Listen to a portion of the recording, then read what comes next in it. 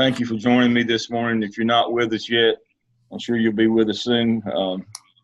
First thing this morning, I appreciate everybody being with me. I appreciate everybody coming in today.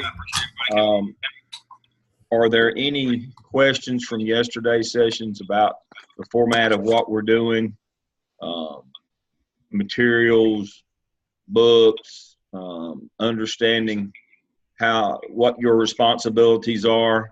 Please remember on the discussion board, those activities, I'm not expecting any kind of a lengthy write-up, just to comment anything that was interesting. Just share with us your thoughts. There's no forced response there if it's a sentence or two, or even if you don't. It's about getting out. As I said, I picked some things that are different in every district. And you kind of got to just go ask people how it works in your district. There's no set way that we hire teachers. There's no set way that we advertise teachers. The policies are different. Operations are different in most every school district. And so that's something you've got to go and ask. But it's good practice, because you may not get your first administrative job in the district where you work now. And you go there, you got to do the same thing. Every time I ever changed district, and even though I was an experienced principal, first thing that I would do is I would arrange me an appointment with those people that I have in the discussion board, and I would go to them, and I would sit down and say, all right, how does it work here? Who determines if I have openings? Who do I ask if I have positions? What happens if I gain a position? Where do the position allotments come from? Who advertises for the job? Who calls the references? Who does those things? Who hires non-certified staff? Who supervises them? Who sets their schedule? Those kinds of things. You just have to go and ask, because it's different. I mean, you'd think that there'd be some standardization in the same state or even in the same district. There isn't. That's what's important to know. So get out and talk with those people and find those things out. So that's those things. Go ahead again and be getting together your Zoom groups to start working on your case studies that support those activities. When we meet on the 22nd on that Tuesday, which is Tuesday week, I'll just turn it over to y'all, and y'all will do your presentation. All right. So the first thing I want to cover this morning, picking back up with materials, is this document I have for you here is kind of a compilation of things. What this document is kind of a summary of North Carolina laws for planning and instructional time. You need this for your OMA, for your state laws on scheduling. Now, South Carolina has very similar, but you'll have to look them up. Now, you say, Dale, you're supposed to be planned and prepared. Why don't you have me a sheet from South Carolina? Well, I would, but I can't. Please remember that Gardner-Webb is actually, what we do is we're only licensed in North Carolina to present programs. Now, we can take people from the other state with the understanding that we're training you for a North Carolina license, and then you apply reciprocally in your state, South Carolina, take the test, and you get licensed in your state. But since we don't have a brick and mortar presence in South Carolina, I'm not supposed to be presenting South Carolina materials. Now, it's not that we have hundreds of students who come through in the add-on license from South Carolina. This is not a problem. It's just, from accreditation standpoint and from a provider, what they call an EPP, Educational Program Provider standpoint, I'm only supposed to provide you with North Carolina materials. The same things can be found in South Carolina, and many of them are the same. But I can't provide you this same sheet, so it's not like I'm just not on the ball. Well, I'm not, but not in this case. This is one of those issues where we have to be careful. Gardner-Webb has been trying for about 4 years to secure a physical location in South Carolina. We have not been able to do that. We're kind of being frozen out by the South Carolina colleges. Um, we wanted to get in that consortium in Greenville. There's several colleges come to one central location, but we were not able to secure a lease on that. But we're still working on something in the upstate. I understand. If it'd been up to me, I would have got it done one way or the other a while back, but that's above my pay grade. So I'm presenting this one. It's from North Carolina. But again, you will find similar things in South Carolina. Full classroom teachers should be provided full duty-free instructional planning and duty-free lunch period, 5 hours a week each.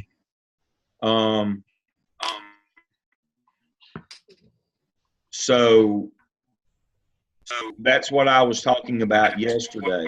We can't give you a full 90-minute block every day for planning, because the law says that we only have to provide you with 5 hours a week. Now, you say, but Dale, they're only providing me 45 minutes a day. So where's my other 15 minutes? That other 15 minutes is considered to be that time when you arrive at work every day as a teacher.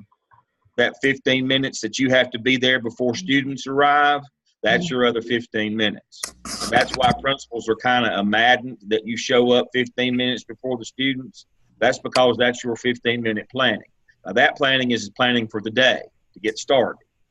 The other 45 minutes they give you, like we talked about yesterday, is divided, some days it's PLC with your grade level. Sometimes it's PLC with your content area. Sometimes it's PLC with different instructional improvement groups. It doesn't mean that you get 45 minutes of personal planning every day. It means you get 45 minutes of instructional planning every day, and it rotates through various groups or PLCs, and you get a standard 15 minutes every morning between the time that you are scheduled to arrive and when students arrive in your classroom. That's where the hour comes from. So that's how that works. Yeah, can I ask a question? Yes. Because this is always a point of contention when working with the building schedule with teachers. How did we get in such a practice, at least in big districts? I came from Madison and in Union County at the secondary level where blocks are 90 minutes or 80 minutes. How did we get in such a practice of giving everyone a whole 90 minutes every day, which really does debacle our schedule, especially in my EC world? That was just one of those things where I feel like how that happened, and I was a principal in Charlotte-Mecklenburg, when we went from the traditional 7-period 55 minutes to the 4x4 with the blocks, and then I had to supervise that. And we did not back in those days, we didn't give the full block. What I feel like happened, one of those things where in some of those years where teachers got no raise. That was the scream and the yell. That how many years did Charlotte-Mecklenburg go and didn't give any raises, and the state didn't give any raises, and so this was kind of one of those, well, we'll give you more planning time, we can't give you more money kind of things. But as a function, as a management function, that's a really poor use of resources. Yeah, I just find that to be the main practice, and it is such a schedule nightmare. What it does is it overloads classes. Right. Remember, every student's got to be with an instructor every semester, every hour, or every time block of the day. And when you give teachers so what they'll do is some schools won't do it every day, so that it kind of balances out. They'll give blocks like 2 or 3 days a week, and then give them smaller amounts. But that just wrecks the schedule. Now, teachers love to have 90-minute blocks. Yeah. But that's really not during that particular time. That overloads other classes, and so one of the reasons why you see 40 in a gym class or 45 is because of that. Or an art class, or some of the what are considered to be non-core classes. And so from a schedule making standpoint, if your district, unless it's policy in your district, you really shouldn't be blocking out 90 minutes for teachers to be on planning. And even if you give them, even if you do give them 90 minutes a day, you ought to do it in 2 45-minute segments so you don't jam up your schedule. Yeah. That's really bad practice. But see, a lot of people don't understand mosaic schedule, or they do, but they can't translate it to Power School. Now, let me explain that. Go back to the secret room that has the white board with the stickies on it. You're not supposed to schedule that way. You're supposed to use Power School, the management software, to schedule your school. Well, a lot of people don't do that. What they do is they do the stickies on the board and then translate that into Power School so that their master schedule is in Power School. And that's a state requirement in both states. The reason your schedule has to be in Power School is so that once a month they can hit a button. And I say they, your central office, you as a principal, and the people in the Department of Public Instruction can hit one button, and it generates a report called the School Activity Report, SAR. That's required every month. Again, back to those duties and responsibilities of the principal to grade and classify students. That classification, that is the master schedule. Every month you have to run, or every month a school activity is reported to the Department of Public Instruction. Every month a school activity report is communicated to them. And what's on that report is your master schedule. And the reason why that has to be done is you're checked every month for class sizes, highly qualified teachers, teachers teaching in field. That's how they check to make sure. So that makes sure that what doesn't happen is that you write down on the schedule that this teacher has 25 students, but when you walk down the hall, they've got 40. That's a common used to be a common practice. That you'll lose your job if you get audited and they come out and what you have told them in Power School is your master schedule is not what you're running every day. You'll be immediately suspended, pending an investigation to see if you were committing fraud against the state with their dollars. When they give you money, the state pays for teachers. Teachers are paid from one of three sources: federal, state, or local. A lot of locals can't afford teachers anymore. And the federal teachers, are Title I, exceptional children, CTE in high schools. Those are federally paid positions, and you get an allotment of those. You get an allotment of local teachers if your district gives you any. But 90% of the teachers on any school campus are paid for by the state. They have rules and regulations that go along with those positions. And the way they check to make sure that you're spending their money as you said you would is that you have to submit a school activity report, an SAR every month. And when they walk down the hall, somebody from the central office is supposed to come and audit that monthly, walk through your building and make sure that where you say kids are is where they are. Now the state, they do annual audits in the spring when they will come in and audit schools at random. But somebody from your central office, your area superintendent, or their instructional person that carries their clipboard when they come out, they're supposed to check every month to make sure that what you've got on your school activity report is actually what's represented in the classroom of your building. And they're very serious about that now.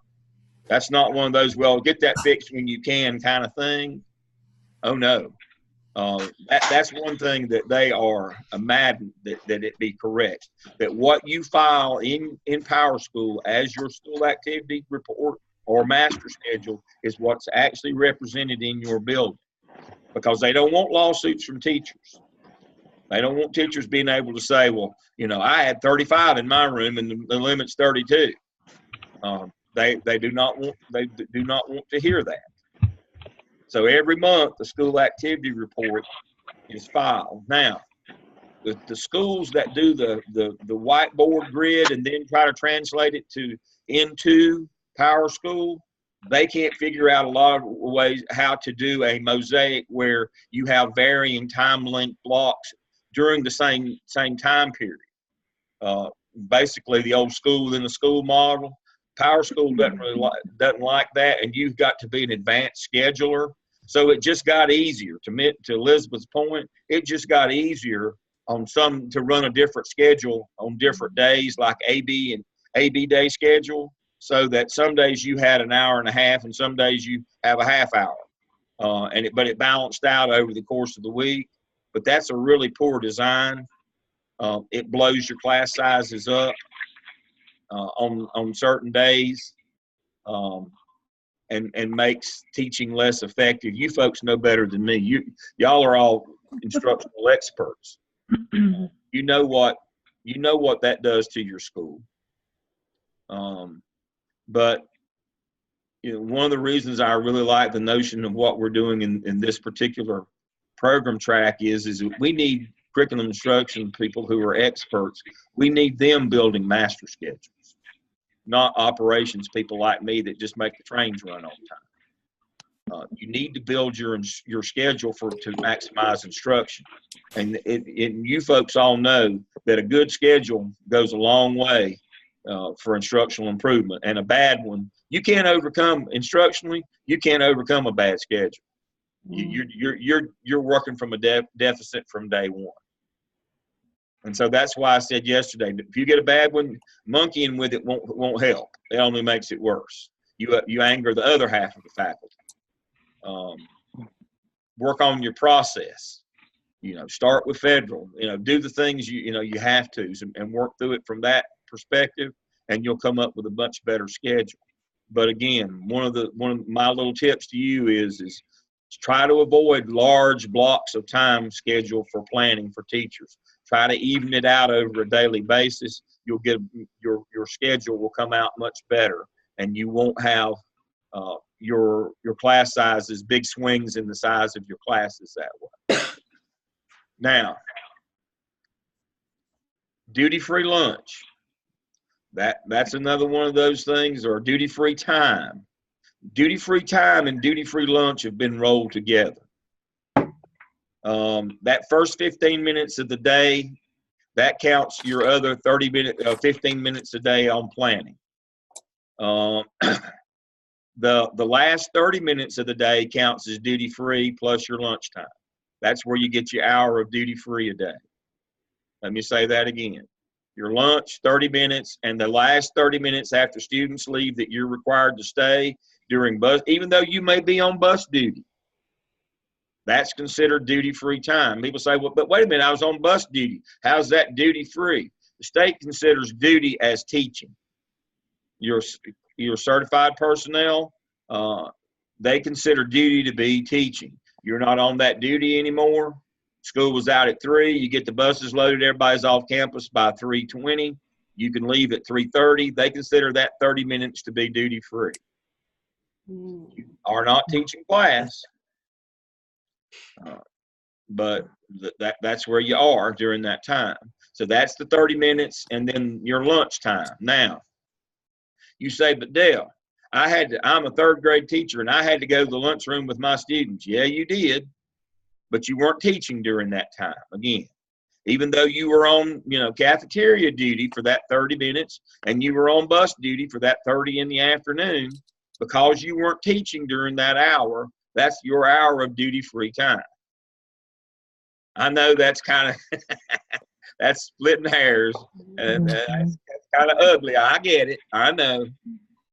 You feel like you're being taken advantage of, and teachers do. But by state definitions, that's how they get. People say, how they get away with that? Well, they set the rules. They set the operational definitions of what duty is. For them, duty is teaching. And as long as you're duty-free, if you aren't teaching, you're either in planning. You got your planning time, or you're not teaching and you're on cafeteria duty or bus duty. They consider that to be your duty-free time. Now, and then there's the caveat, if the principal needs teachers for emergency, this law is overlooked. But again, that goes back to new ops. It's not an emergency if we do it every day or 2 or 3 times a week. If you don't get your time, if you're having to cover classes on a regular basis, that's not duty-free time. They're taking your planning to cover classes. If that happens more than a couple times a month, that's not an emergency. So you have to be careful on the administrative.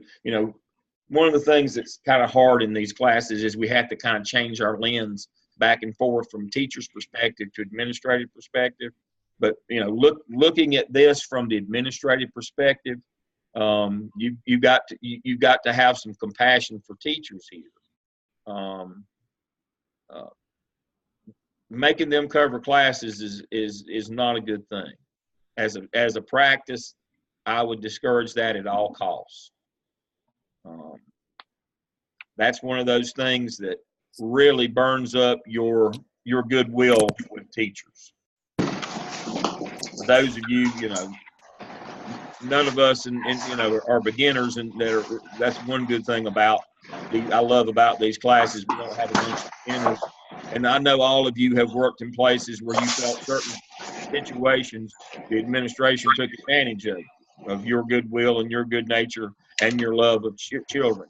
Don't do that to teachers, where it comes down to you're making them make teachers feel like that they're letting kids down if they don't do something that that's just convenient for you, or saves you $1 or $2. Don't put teachers in that position where it's, well, you're not dedicated enough, or you're not child-centered enough because you didn't want to cover classes every day and give up your planning time.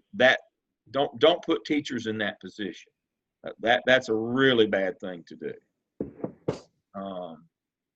But you can't do it on an ongoing basis. Now, again, if there's an emergency, a teacher has to leave, sick child, and you got to get class coverage. That's truly an emergency. But just because you didn't want to hire a sub, or you couldn't find a sub, and you knew ahead of time more than today that we needed somebody, that's an inappropriate use of that. Although that neither North or South Carolina are union states, it's counterproductive to burn up your resources, your teachers like that. All right. So here are some pretty consistent. Here are some pretty consistent things. The calendar is 185 days, or 1,025 hours over 9 calendar months. Now, there's been some different waivers you'll hear of. Well, that's not what we do in our district. Some districts will do 180 days in order to save money, and they'll add minutes on to the day. That's why it has hours over 9 calendar months. And so they'll run 180 to save money and add an extra, I think they add another extra 10 minutes on each day in order to get the hour totals. When Steve Laws was superintendent in Wilkes, it's been a few years back, they allowed them to, I think they did a 140-day schedule, and they went like they did 2 extra hours a day. That was back during the time when the economy crashed in 2007 and all the state cuts hit in 2009, and they didn't have any local dollars, and Steve, in a very creative way, found a way to get the hours in and do it within their budget.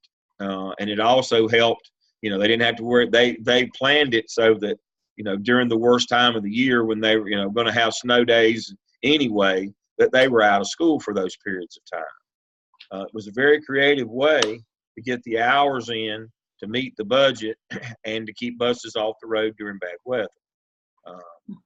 And of course, once the economy kind of bounced back a few years later, that was over with. But I will commend him, because he's not listening.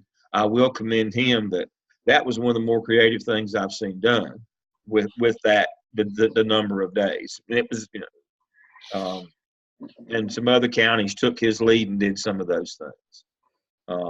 Mostly what happens in the mountain counties in North Carolina, and maybe even some in the mountainous area of upper South Carolina, is they will start the school earlier.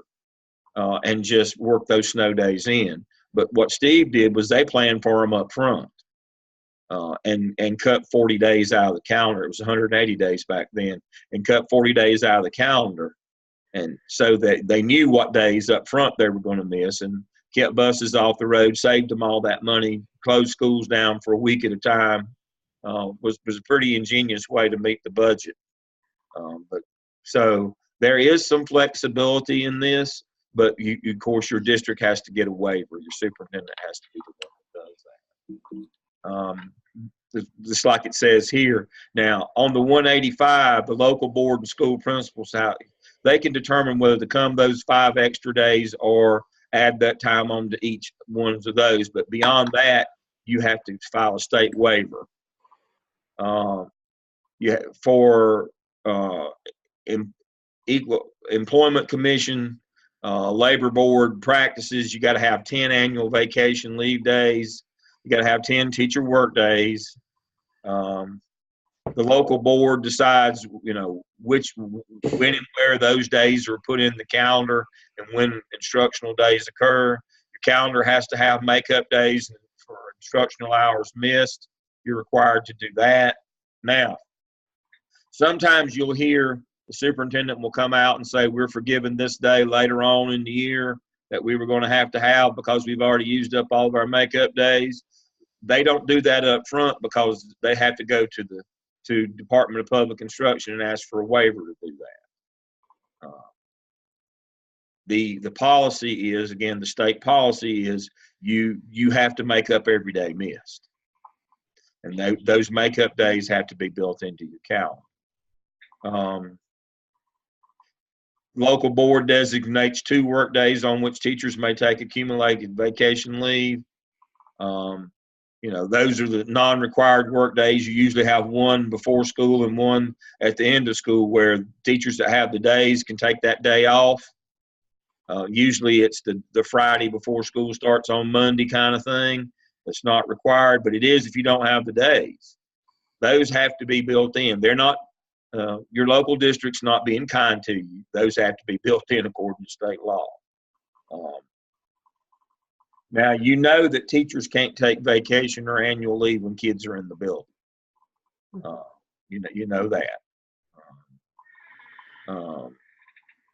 3 days are to be used as teacher work days, 1 at the beginning and 2 one at the beginning and 1 at the end. And then you have those are required, and then you add 1. Now you can have more than that, but you can't have less than that. And then the days in North Carolina, going back to 13, 14, you got to start sometime around August 25th. You can't start August 10th anymore unless you get a waiver for one of the mountain counties. Now, generally what happens is the mountain counties in North Carolina, they're allowed to start around August 10th. All other counties have to start around August 25th, the most convenient day around that time.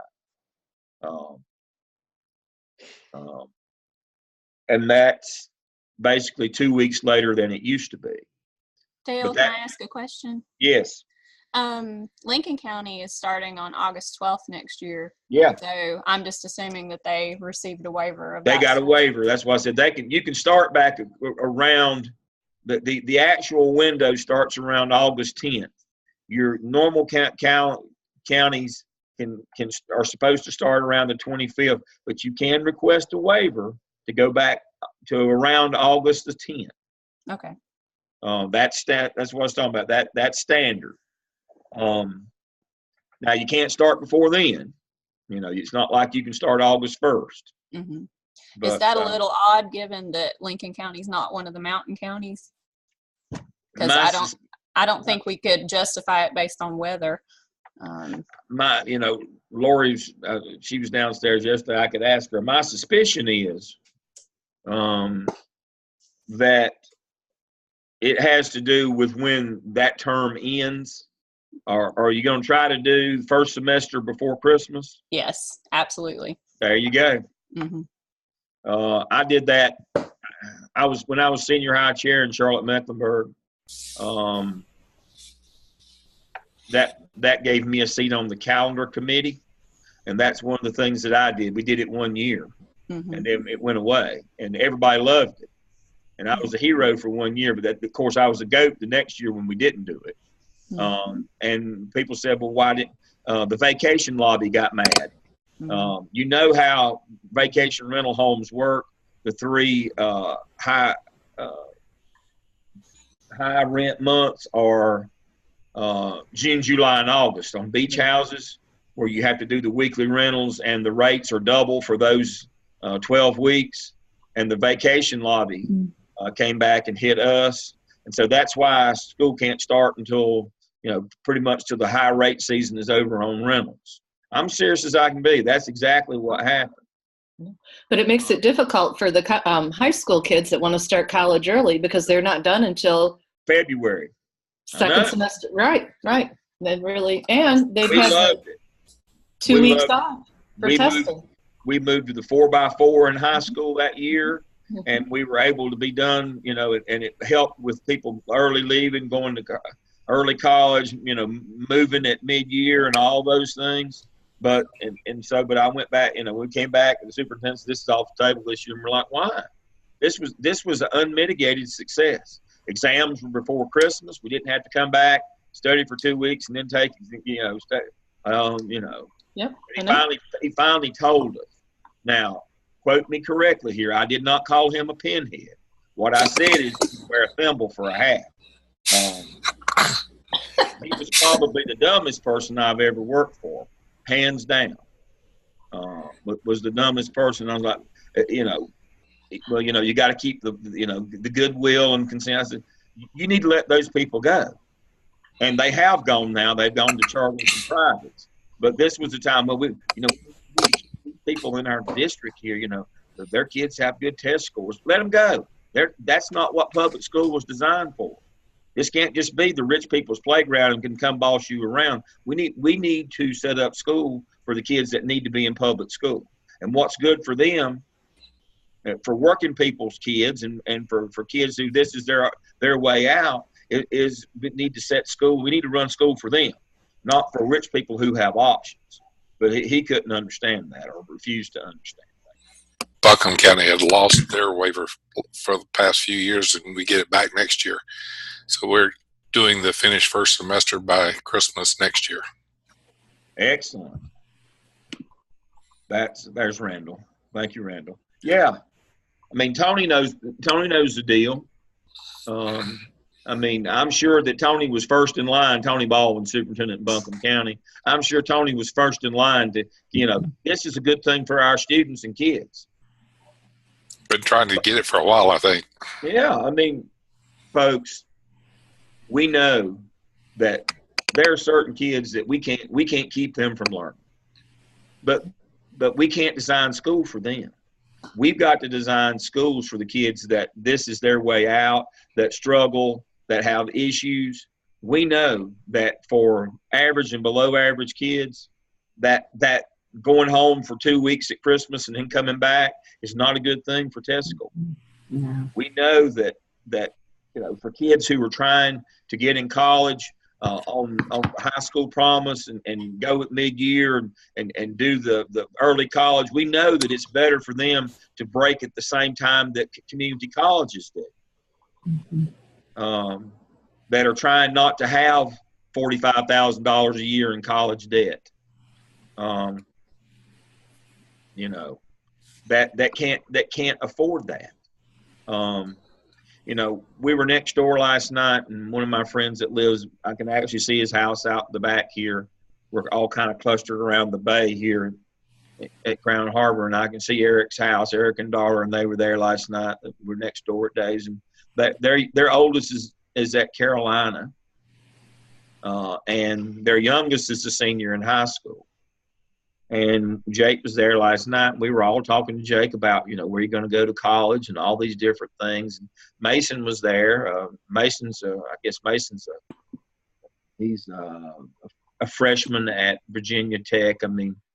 His sister just graduated from Wake Forest, one of our other neighbors. And our community, our kids do really well here. Some go to charters, some go to private, some go to the public schools. We have really good public schools in the northern part of Mecklenburg County. But you can't design school for our kids here. They have options. Jake's been to South Carolina. He's been accepted at Alabama. He's looking at, some other schools because the money's not the object with him. But see, that's not the rule. We can't design schools for neighborhoods like I live in because we're the exception, not the rule. There's only 157 houses here. You can't design a 130,000 student school district around what people in my neighborhood want. Now, they'll be vocal, scream and yell, but I mean, it's like 1/100th of 1%. The folks here but now they'll be the loudest. But public school, we got to go back to the origin of public school. Public schools are provided for in the preamble to the Constitution. Go back to the law side of our class here. They're not legislated. They are provided for in the preamble of the Constitution that states may provide public education. You got to remember, we're here for the great unwashed, not for the wealthy. And we've got to get our schools back to where we're running and managing our schools, the time, the calendar, the days that best fits our clientele, our core group. We can't run schools for the wealthy parents because they're inconvenienced over their vacation days. But that's what we do. And we know that there are certain things you folks instructionally know 1,000 times more than I do. And there are certain things instructionally that are good and bad practice. And we've got to start putting those best practices in our schedules, our calendars and our daily schedules. If we want schools to improve, we have to run schools for instruction, not for convenience of wealthy parents. And that's what we're talking about here. So I'm very pleased to hear that Tony is moving to go back that way. But we've set up all these wonderful things on paper in terms of the high school promise and community college and early college, but then we run our calendar so that kids can't take advantage of it. How stupid is that? Let me say that again. That may be the most profound thing that I'll say this week. We've done all these wonderful things to try to get our kids to be able to take advantage of our community colleges because we got way too many. There's one on every corner. But then we structure our public school calendars and daily schedules so that students can't take advantage of it. And they wonder why they're struggling for full-time enrollment. And so the conflict right now is community colleges are doing all these wonderful things to try to get students on their campus, but then public schools aren't cooperating with their daily master schedules and yearly calendar schedules. They're not being compliant. And so if you want students to be able to take advantage of all the opportunities, we're talking about students who aren't wealthy here, take all the advantages and maybe fill up some of those seats at community college, and you got to change your schedule. And you can't run your schedule based on what the vacation lobby wants in North Carolina or South Carolina. But that's what we do. That's what we do. All right. General Statute 115.3. We were talking about yesterday, duties and responsibilities of the classroom teacher. Here are those. You've got 288. And then here is further high school principals, elementary, middle, and high school. Their website has basically taken 288 and interpreted it this way, that these things are also implied in 288. If not expressly written, these things are implied by 288. Now, everybody understands the General Assembly and the State Board of Education General Assembly passes laws. State Board of Education's passed policy. The Department of Public Instructions, it's their job to interpret those for the people affected. And so what they've said is, DPI, their website says, although not expressly stated, North Carolina General Statute 115C 288 also requires principals to do these things. Supervise teachers and other staff, such as counselors and librarians. Observe and monitor teachers and evaluate their effectiveness. Now, it says you're supposed to supervise instruction, but it doesn't say that you're supposed to do evaluation. Help teachers improve their teaching skills by doing professional development. Ensure staff have tools and resources they need to do their job effectively. Discipline students and help teachers manage student behavior. All right, so you can see, I won't read all of these. Manage the school's budget and finances. Make sure school facilities are safe for students and staff. So make sure that you add these in. These are an addendum or an explanation or an extension of 115C 288. Because I'll have students who will say, well, I don't see something on there about budget and finance. Well, DPI says you have to do that. That's their take on it. Also, principals serve as the face of their community. They're responsible for responding to concerns of parents and members of the community. Again, this is a further explanation of 288. And so, and it speaks to those. And then here are the 288 things that need to be highlighted. There they are as well. So this is a further explanation of the duties and responsibilities. So this entire document is basically, I put this together.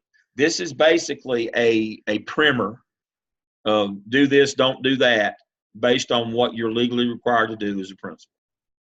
I pull several sources together, but if you don't know anything, if you don't take anything else away from this course, save this one, because this is kind of the how-to of what your job is. I've tried to make it as simple and as possible, or to explain it to you but it all emanates from 288. But there it is. So this is a good document to have when you start looking at master scheduling. You need to be able to look at this because this is your state requirements. You do your audit of your special populations for your federal requirements. We start with those. Again, that's Title I, EC 504, exceptional children, English as second language, gifted, don't forget gifted, and CTE if you're a high school. So that's where your federal law starts with them. Then here's your state law, and then your local board policies. Now, some districts make them public, others don't. It's not like they're top secret documents. But every district, if you're in Guilford, I actually have a copy of one of theirs. They make theirs public. Charlotte-Mecklenburg does not. It's not top secret. They have a non-negotiables list that they give you as a principal. They give you a non-negotiables list for your master schedule of board policies for your local district. It has things like, we will have this many hours or minutes of instruction a day or hours a week of reading, math, science, social studies, those kinds of things in elementary school. It'll have guidelines on class size. It will have, the number of lunch shifts that you can have. It will have when your day starts and when it ends, bus duty schedule. It'll have when you're scheduled for supervision, and it'll have like how long your class periods are. All that stuff is board policy. So you can't change. So you say, well, we're running 7 55-minute periods, and that's a lot of moving around. I'd like to do 6, 60-minute periods. You can't make that change. That's board policy. You know, I'd like to have teachers show up 5 minutes earlier and leave 5 minutes later. You can't do that. That's board policy. All of that will be on that non-negotiables list that you're given in the spring when the scheduling process starts. You're local. Now, you can ask your principal. They may or may not share that with you. But there's districts now summarize that in a one-sheeter, as they call it. You know, got to start this day, got to start that day. Bell schedule is this. Now, Charlotte-Mecklenburg is famous for that because they triple the buses. Smaller districts, there might be some wiggle room to modify that as a principal to fit your school better in your master schedule, but you can't do that in Charlotte-Mecklenburg because you share the buses. You know, the buses run where high schools start first, and then those same buses leave and go pick up middle school kids. And then when they drop them off, they go pick up elementary kids. So we have staggered start and staggered dismissal based on the use of the buses. That's kind of what drives the daily schedule in Charlotte-Mecklenburg. So you can't modify that. So, you know, one of the things that I talk about when interviewing for a job is don't interview for a job you know you're not going to take, and you got to be honest about your ability to, you know, when you can work and what your personal obligations are. I'll give you an example. I went to supervise one of my interns at Hickory Grove, which is on the east side of Charlotte. I got there in September. It wasn't even hog killing weather yet. It wasn't even cold. Hadn't even had the first frost. I walk in, I see the bulletin board with the new faculty on it. And there's a picture of a new AP. And I knew her. I worked with her mother. And she actually came to some of my training sessions that we provided in technology for what became Power School that was NCY's at the time. And so I knew her. She was a nice young lady. And I walked in and, you know, got an audience with Aquanetta and was talking with her and the principal. And she said, you know, I asked her about this lady. And she said, oh, I've already let her go. What do you mean? It's not even cold weather yet. She said, you know that we're a late start school. I said, yeah, because you've got this one of the last 3 federal Smart Start preschools on your campus. That the preschool starts before the elementary. So the elementary can't start until 9. They share the buses. They use buses with those. So that's a 4th group that has to use the buses at Hickory Grove.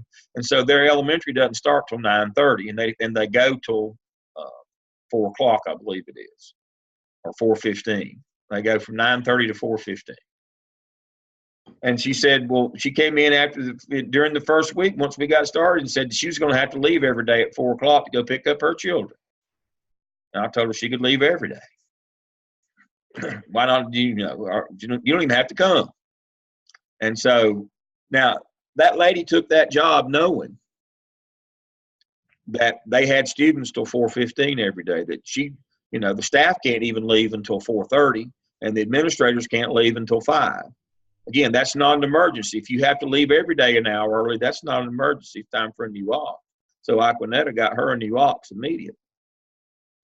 But it wasn't, I mean, basically what she came to Aquanetta and said is can we move the daily schedule around to be convenient for me? Well, no, we can't because of the buses. This is what the schedule is. That kind of thing will be on that, you know, that non-negotiable list of local board policies that you have to factor into your schedule. You can't change them. You don't have discretion to modify or change those things because usually there's a reason why. I mean, that's a pretty clear example I just gave you. Sometimes it's just we want it this way, but sometimes there's an absolute reason why we can't change the bell schedule of when we open and close school because the buses are being used somewhere else. And if you can't conform to that time, we have to get somebody else who can. So that's why. So you start with your federal law, then the state, one I've got in front of me. Then you see if you can find, you know, if they've got a non-negotiable list of things like, you know, this year we're adding 30 minutes because we're doing reading 360, you know, something like that. Those kinds of things. When does the school start? When does it end? All of those things have to be factored into that master schedule.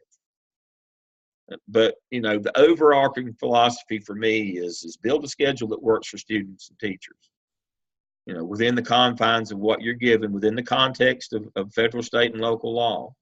And then look at best practices. Everybody knows it's best practice to teach reading before lunchtime in elementary school. But what if your math scores are bad? Would it be better maybe to do math before lunchtime? One of the things that high school people know is a no-no is if you're in a block schedule, don't do 3 lunch shifts. Either do 2 or 4, but don't ever do 3. Anybody know why you don't want to do three lunch schedules in a block scheduled high school? Have 3 lunch shifts? Because you have one lunch that has to do class for 30 minutes, then go eat, and then they got to go back. That's right. Now. And that's a nightmare. In theory, what happens is they do class for 45, go to lunch for 30, and come back for 45. In reality, is you go to class for 45, and then they have lunch for an hour and 15 minutes. That's what happens in 10th grade for a math honors class. But now she's in the AP class, and the teacher's really upset because she doesn't want them not getting the whole time because the AP test will be given the whole time. Yeah. That split don't work good in middle school either. No, that's a really bad practice. Y'all don't start school. Y'all don't do a semester. It doesn't end by Christmas. I don't know of a district in South Carolina that hadn't already moved to that. I know. That's a best practice. If you're interested in outcomes, student performance, then why you can't be driven by the vacation lobby. Yeah. If you want kids to be able to take advantage of community college systems in both state, technical, career and technical colleges in South Carolina, the area vocational centers, those kinds of things. If you want students to be able to take advantage of them, then you can't design your schedule around what's best for the vacation lobby. And we do the bus scheduling reverse of what y'all are talking about. Mm-hmm. We take the elementary first, and then the middle, intermediate, and then the high school kids. Yeah. But no, you're in Inman. Yes, sir. Yeah, Kansas. I've worked in 3 different districts. Yeah, but one of the reasons why they do it that way in Charlotte-Mecklenburg is the local politicians ask them to, in order to try to get those high school kids off the road early that drive to school, because there's so many of them. I mean, you're talking about thousands. You got 20 high schools in Charlotte-Mecklenburg, 22 now, that have thousands of students in them. There's over 50,000, over 60. Was it 50 or 60,000 high school students? You can imagine all the cars. They try to get them to school early. It helps with traffic flow in and around town. It makes sense to do it like you're talking about for students. Mm-hmm. It's awful having students coming in and the bell rings and they're actually in class at 7 o'clock. They show up at 6:30. You're talking about a grumbly bunch in the morning, high schoolers that are asleep. The first block, you just about waste it. But again, the politicians want the traffic off the highway. That schedule is not designed to get the best out of students. That schedule is designed for convenience of people coming to work in town who get mad at the politicians because they have traffic jam. I mean, scheduling is more than just making sure that kids are in class all day. These are the kinds of things that you got to deal with. It's not a good thing in high school to have core academic class first block when they got to start at 7 o'clock. You got to have them sometime, but that's not a good time for them. Let me tell you that now. And now Charlotte is with all the STEMs and the magnets. I mean, my son is in a STEM and he's in 9:15 to 4:15 elementary. So he gets off the bus at 5 after 5 in the afternoon. And we live 3 miles. Yeah, we live 3 miles from the school. Barely even 3 miles. Well, I mean, that's not good. But we have to go to daycare 2 hours before school ever starts in the morning. So. But we're not really running school for the people that we need to run it for. which are, I refer to, and you can think bad of me, I refer to as the great unwashed, the people who don't have all the non-silver spoon people. That's who we need to be running school for, because they're the students that are struggling, that this is their path out. I mean, but we run schools for the students who are going to succeed in spite of us. It doesn't matter. I mean, these are the people that go to some of these private and charter schools that don't teach them anything, that just warehouse them. They're going to be successful anyway. I mean, public school is designed to be a hand up, but we've now corrupted it into, we just make it easy. We're all these political factions that come in. We want traffic to flow better. So make 16, 17, and 18-year-olds get up and come to school and have to start before 7 o'clock every morning. That'll go real well. They won't be angry or touchy or cause discipline problems or anything that first block of the day. I mean, it's just like a riot every morning in high school. If we waited another hour and a half, the day would go so much better, but those cars would be on the road. And we certainly can't tell high school kids that they can't drive. Oh my God, that might affect Junior over here in his new BMW. He can't bring it to school and show it off. We have to let them drive. Yeah, our attendance rate, looking at all 4 blocks, we have the highest attendance rate first block, as well as students not even being in class first block. Of course. Because of that. It's crazy. We start every day at a deficit in high schools that start early, that aren't the elite high schools or magnet high schools. We start every day at a deficit. Kids not in the room, kids in the hallway, having the schedule creates all these discipline problems for us every day. But we continue because we want, because of traffic. Here's an idea. Don't let Junior drive his new BMW to school. Don't allow everybody and his brother to drive to school. If you're concerned about traffic, then very simple. Don't let them drive. Put them on a bus. Oh, we can't do that. My child can't ride a bus. Well, but see, we shouldn't be offering public school for the privileged. We need to run public school for the kids that it's designed for, but we don't. And so we end up hurting the kids that it's actually designed for. As Michelle just said, we have all these discipline attendance problems with these kids first block. And we start every day at a deficit trying to catch up from all the discipline referrals and all the issues and problems that the schedule created for us every day of the year. Well, our district, the district my daughter goes to school in, is where we live. And they did the opposite because they're under construction. They're building a brand new high school next to it. Yeah. And the old high school is going to turn into the freshman campus.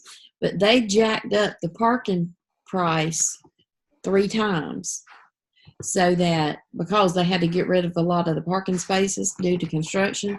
And that way discourage kids from driving unless you could pay that fee. Again, we have to make sure that we accommodate the upper end parent, because jacking up the parking price didn't bother them. Mm-mm. I mean, they're still accommodated. Their kids can still drive. It's only the poor people who can't. Their kids can't drive. I mean, it becomes almost class warfare. The master schedule, the daily schedule in school districts becomes almost class warfare. Not almost, it really is. And things that you would seem to think would be best practices that make common sense to you, we don't do them because it doesn't accommodate the correct political group, the correct group that has the money and the voice in the district. So we end up trying to running schools like private academies, but the kids that come that need us the most get facilitated the least. Let me say that again. The kids that need us the most get facilitated the least in daily and master schedules and master calendars and districts. That needs to change. That needs to change. Best practices need to be, that they need to be integrated into the schedule. We don't need to be having school starting at 7 o'clock, bell ring and be in class, already had breakfast, and be in class at 7 o'clock for a bunch of late adolescents. That's not good. That's not good at all. All these things that we do, that it's amazing to me that we're successful in spite of. And we're not as successful as we could be if we would use a little more sense about how we do things. So that's what comes in number 4 is best practices. There are other best practices, and you know what I'm talking about, but we're talking about best practices in scheduling. And then 5th is teacher input. When you're talking about the master schedule, teacher input. Now, we all know that everybody can't have last period planning or first period planning. Not enough time in the day for that. When we talk about teacher input, I like to look at, when should we be offering this, or how long we should be offering that, or maybe these kids shouldn't be together in elementary school kind of thing. Those kinds of things. But you have to understand that you can't just say, well, tell us what you want, and then be obligated to give it to them. Their input, it's input, not decision making. Because if you poll teachers, everybody either wants first or last planning. What about the other periods of the day? Well, then people get mad. No, so you have to be careful not to imply, convey, or say that we'll do what you want. We're seeking your input, and there needs to be some caveats. You need to make sure up front you say, understanding we can't change when we start class or how long class lasts. We can't give everybody first and last planning. Outside of these kinds of things, you need to kind of give them a list of exceptions. We can't change these things.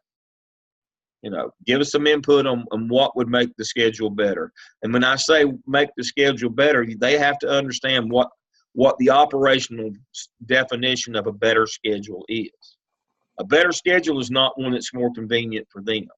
A better schedule is one that works better and gets better academic achievement, better performance out of students. So you have to come together as a group and lead them through that exercise. It is, because we all have to understand what's the metric, what's the operational definition, what defines a better schedule for a school. And it's more convenient for me.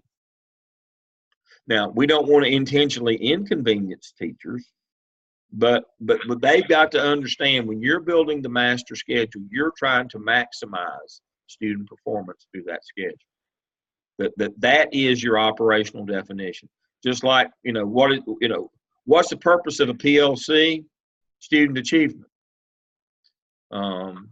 In the end, it's all about student achievement. The same thing can be said about a master schedule. What's the purpose of a master schedule? Well, we could say, teachers are in place and kids are supervised and we're not negligent and all those things. Yes, that is true.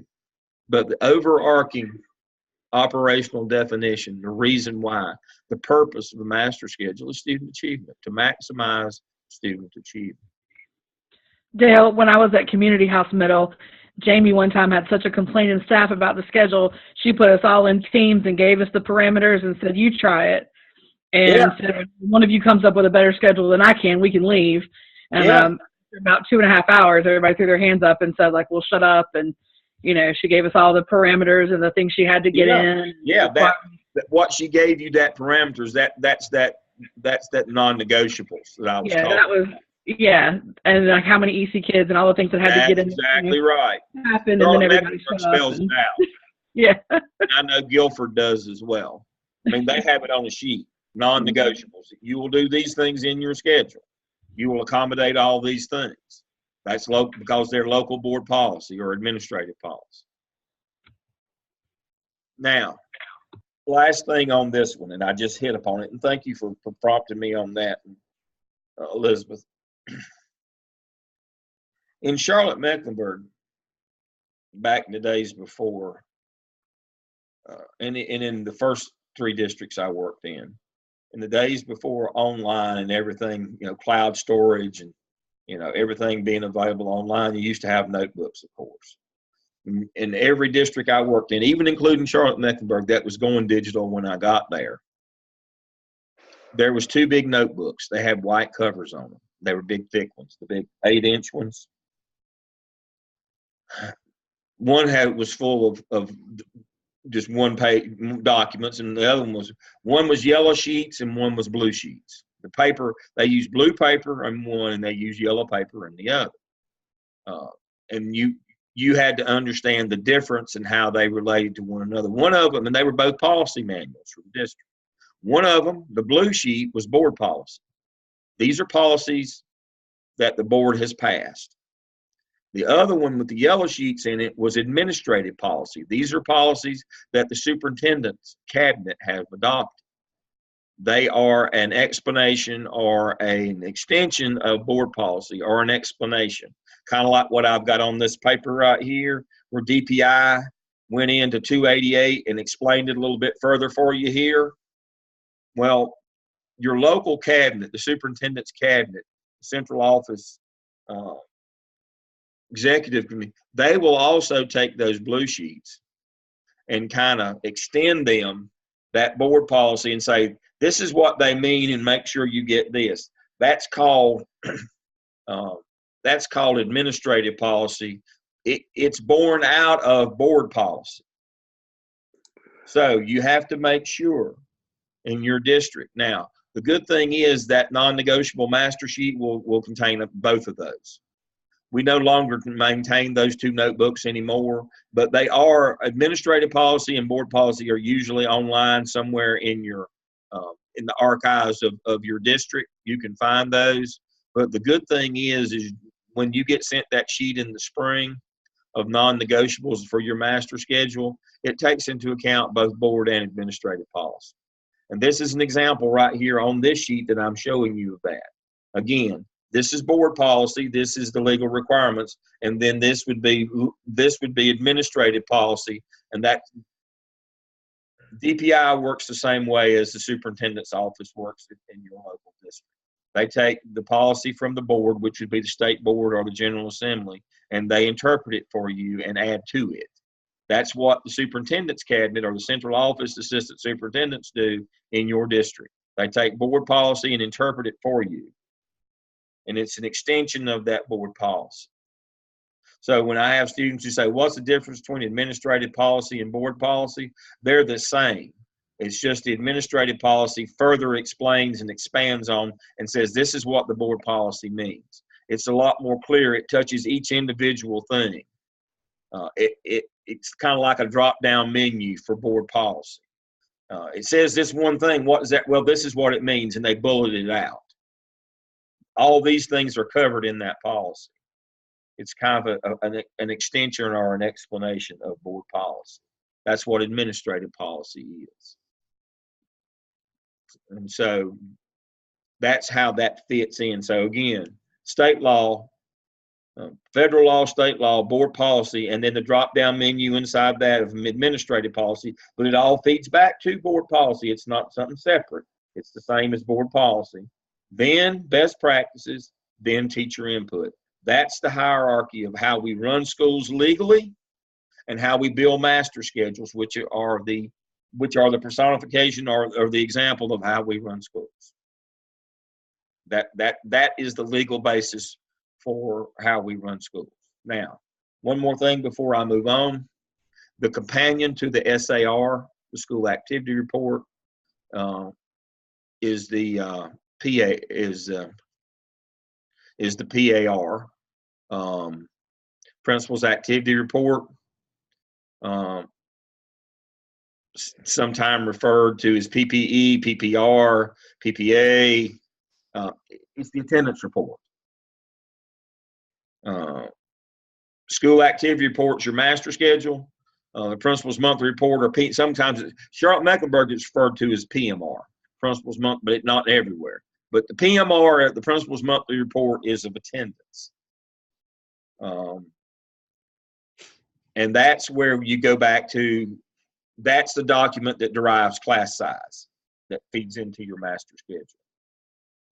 You can't show 400 kids in classes, but your PPAR says, or your PMR only says you have 300 registered. They go to the PMR. This is how many's registered. This is how many show up. All right, show us where you put them. Now, there's a dual purpose of the PMR.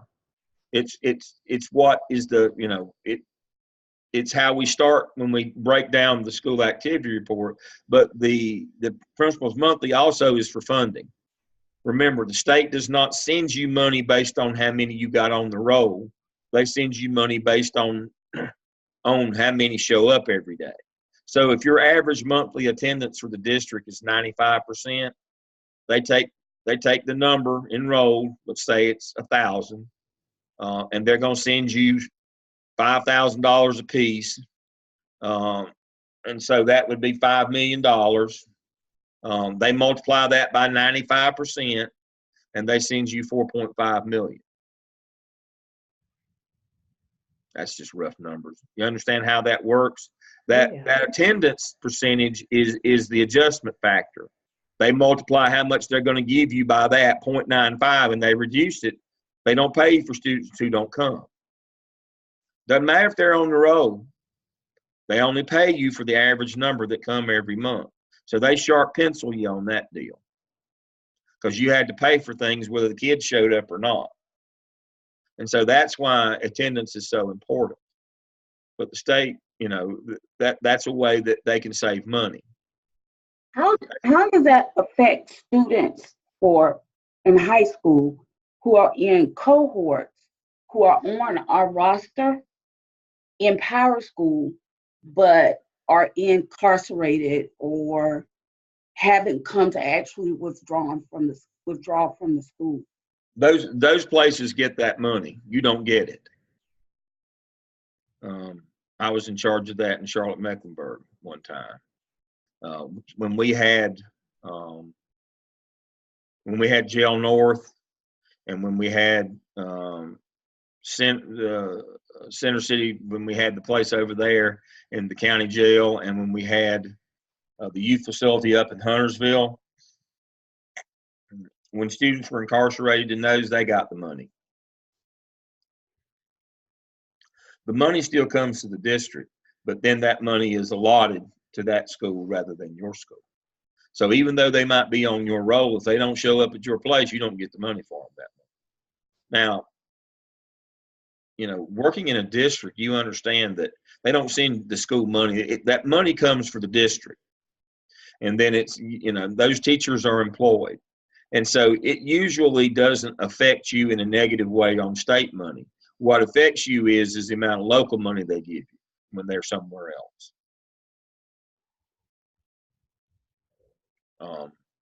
Let me try to explain that. When the state money comes, mostly to pay for teachers, materials, instructional materials, well, those things are a constant. So even if they're enrolled somewhere else, you've already got the teachers on your campus and the instructional materials. Now, sometimes they'll come up and load up some of the instructional materials. You have to send them over, books and other things over to that place where that student is, because they don't have, you got the allotment for the instructional materials and they didn't from the state. And you got the teacher and they didn't. And so what most districts try to do is have places that they've been getting out of the alternative school business and incarcerated. They closed Gatlin, and Gatlin was the youth jail up in Huntersville. They got out of that because the teachers were already allotted to the regular schools, and the local was having to pay to have teachers over at the regular school, because you couldn't make the regular teacher go back and forth from North Meck to Gatlin. That didn't work. And so high schools get the money. They get the teachers and they get the supplies. And the local found that they were having to pay when these people were incarcerated or they were in alternative school. Now, alternative schools has a separate budget. And so you can have an alternative school for discipline, you know, for kids who have gotten trouble in their schools and got excluded for X number of days. You can have those, but as an ongoing locked door facility, you don't get money for those. So that's why schools got out of that business. So it really shouldn't affect your school unless they're gone so long that they move a person over there from your faculty, because that money came to you. Where you really get tightened down on is any local money. They'll pull that back from you when your attendance gets down, and in order to take that money to cover the lack of state money in the line item budgets. So is that where ADM and where principals have to determine, like, if your enrollment goes down and we have too many teachers versus students, Exactly. is that where that comes into play? It's exactly what it is. At 20 days, we declare how many teachers you're going to get based on your enrollment at a school. If you got too many, we got to move them somewhere else where the students are. And if the students didn't show up in the district, they had to go home. And at 20 days, you may have overages for the first 20 days. It used to be 10 days. Now they go 20 days the first month of school. At the end of that, you may get a teacher or two if you've got the enrollment. And they come from the place where they didn't have the enrollment. Or the worst, the bad part of that is that your district got hundreds more students than you were expecting, and you have to try to find somebody new. It's not good for teachers that start at one place and get shifted with the students somewhere else. That's not optimal. But for administrators, it's really bad when you get 100 new students they weren't expecting, and there aren't teachers in the district that's somewhere else that can be transferred to you. You got to go try to find somebody in the middle of the school year and get them up and get them started. That's worst case scenario administratively. Now, it's bad for teachers that start at one school and have to go somewhere up to another school, a new school, or it's bad when they have to go home. That we just didn't make our enrollment in our district and they lost their job. I'm not saying that's not bad for them, but looking at it from the lens of the other side of the desk from administrator, the worst thing that can happen is that you gain students in your district. They came to your school. There are no teachers to transfer in, and you got to start from the very beginning trying to find them. That happens in our district. Our school, we have one high school that has 35% military affiliation, and they'll put a cap on that high school after 20 days. So the kids come to us. That's right. Because they don't because it blows up their class size. Blows up ours. Yeah, and then it blows up yours at the same time, but probably they're probably at their limit. Right. And so it moves yours up, but it doesn't put you in violation territory like it does them. Mm-hmm. Yeah. And that's how that works. But think about this. It's already a month into the school year. You've been having 40 kids in some classes. Things aren't going well already. Even if you're in a Charlotte-Mecklenburg or one of the bigger districts where they send you candidates, you got to try to find somebody to hire. They're already 20 days, school days behind, 30 calendar days behind. You hire them, they may have to work out a contract wherever they are, or at best case scenario, they come right on in, but they're probably not your best candidates. And you got to try to, protect them long enough for them to get in the door and get started. I'll just tell you right now, the best case scenario is you only lose the first semester with them. And then you got to redo classes. Boy, that makes parents happy and kids.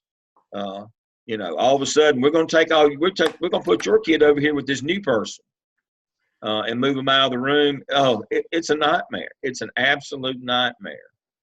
It's bad enough if you got teachers that come with the kids, that you get from somewhere else. But when you've got brand new teachers that never taught before or are new to the district, and parents and kids are already mad that they're leaving their room, the very parents that have been just roasting you over the number of students in their child's room are the very one when you move their child out of that room is mad as fire.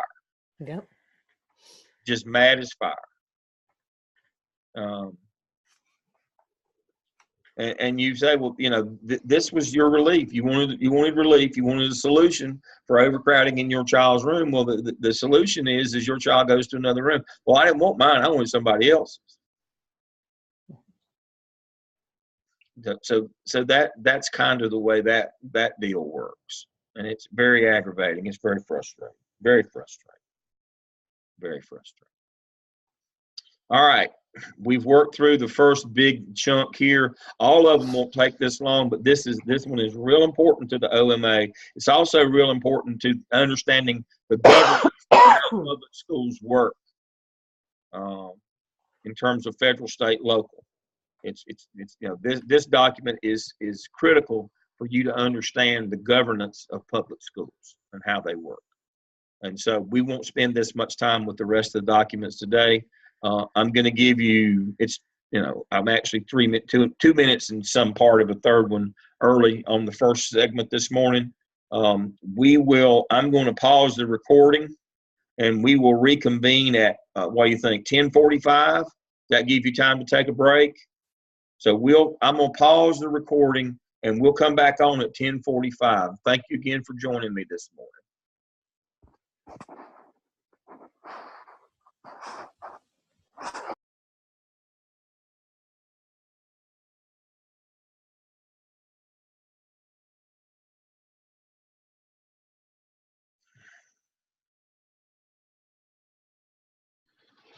Okay, we're back. All right.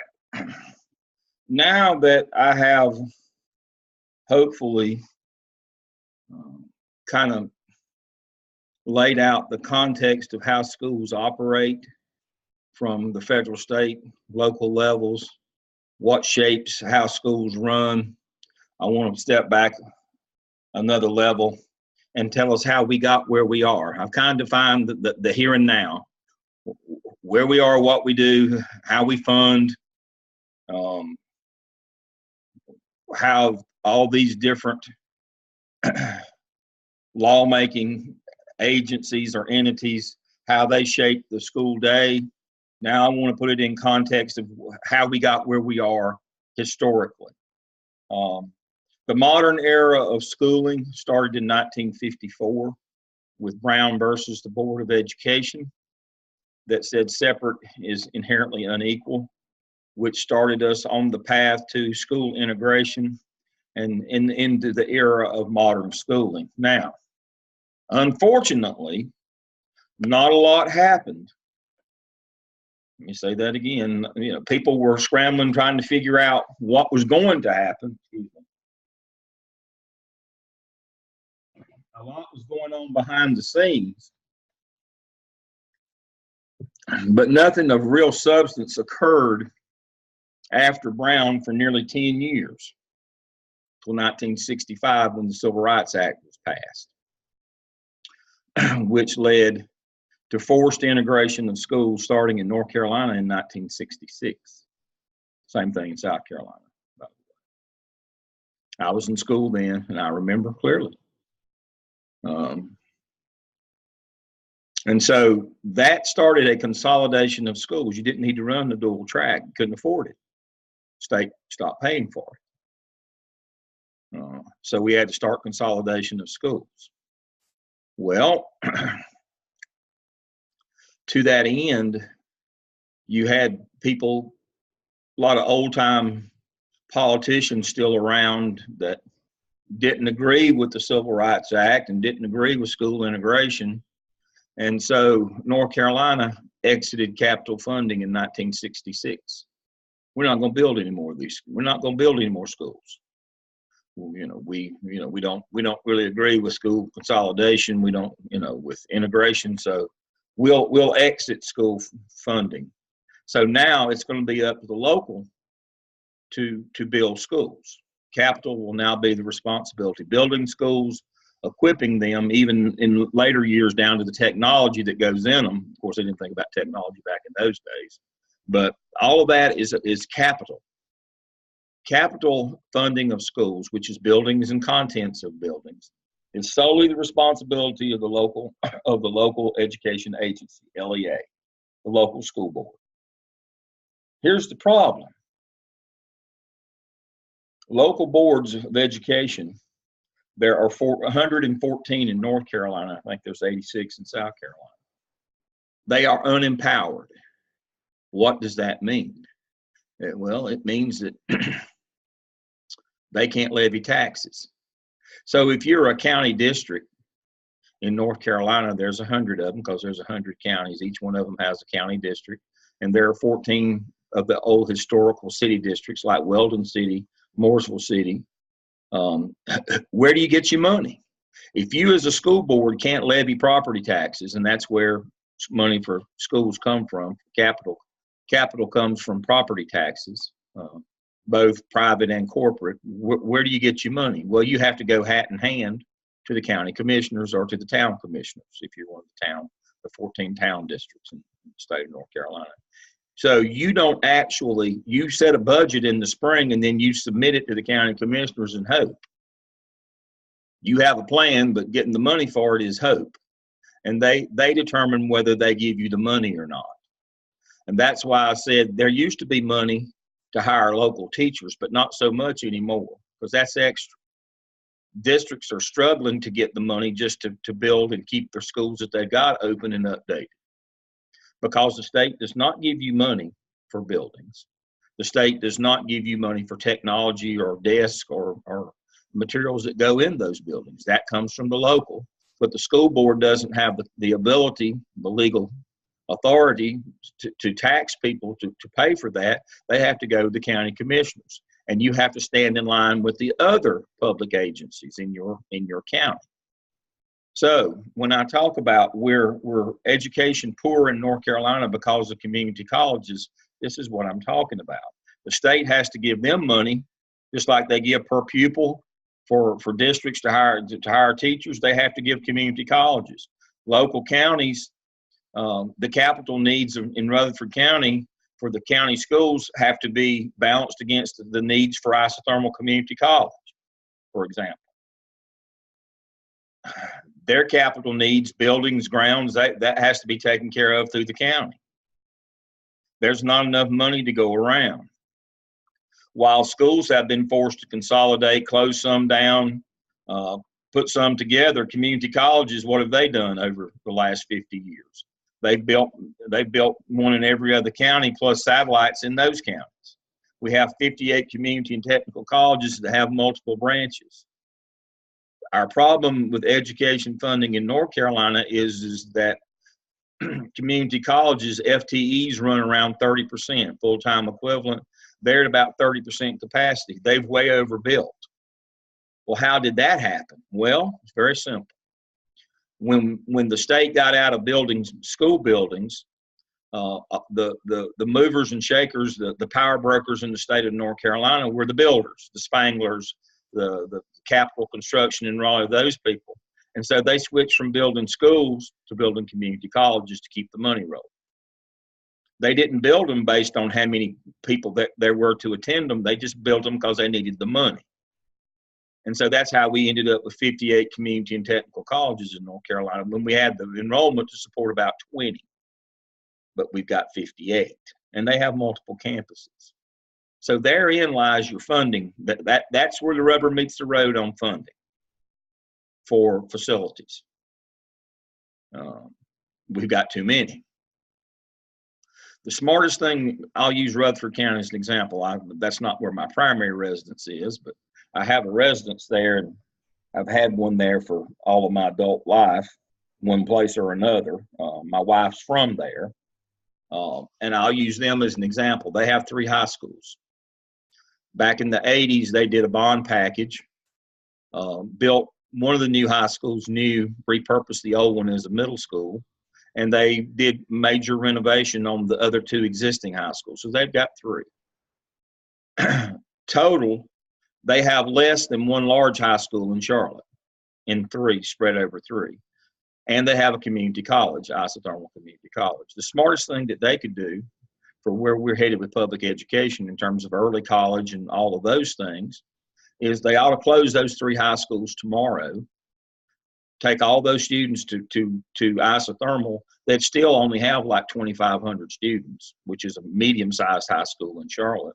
And think of the economy of scale, how much money you'd spend if you only had to keep up. You got to keep that community college up anyway. Why not fill it up, close those 3 high schools? Everybody's there together. You wouldn't have to rotate some of your AP classes.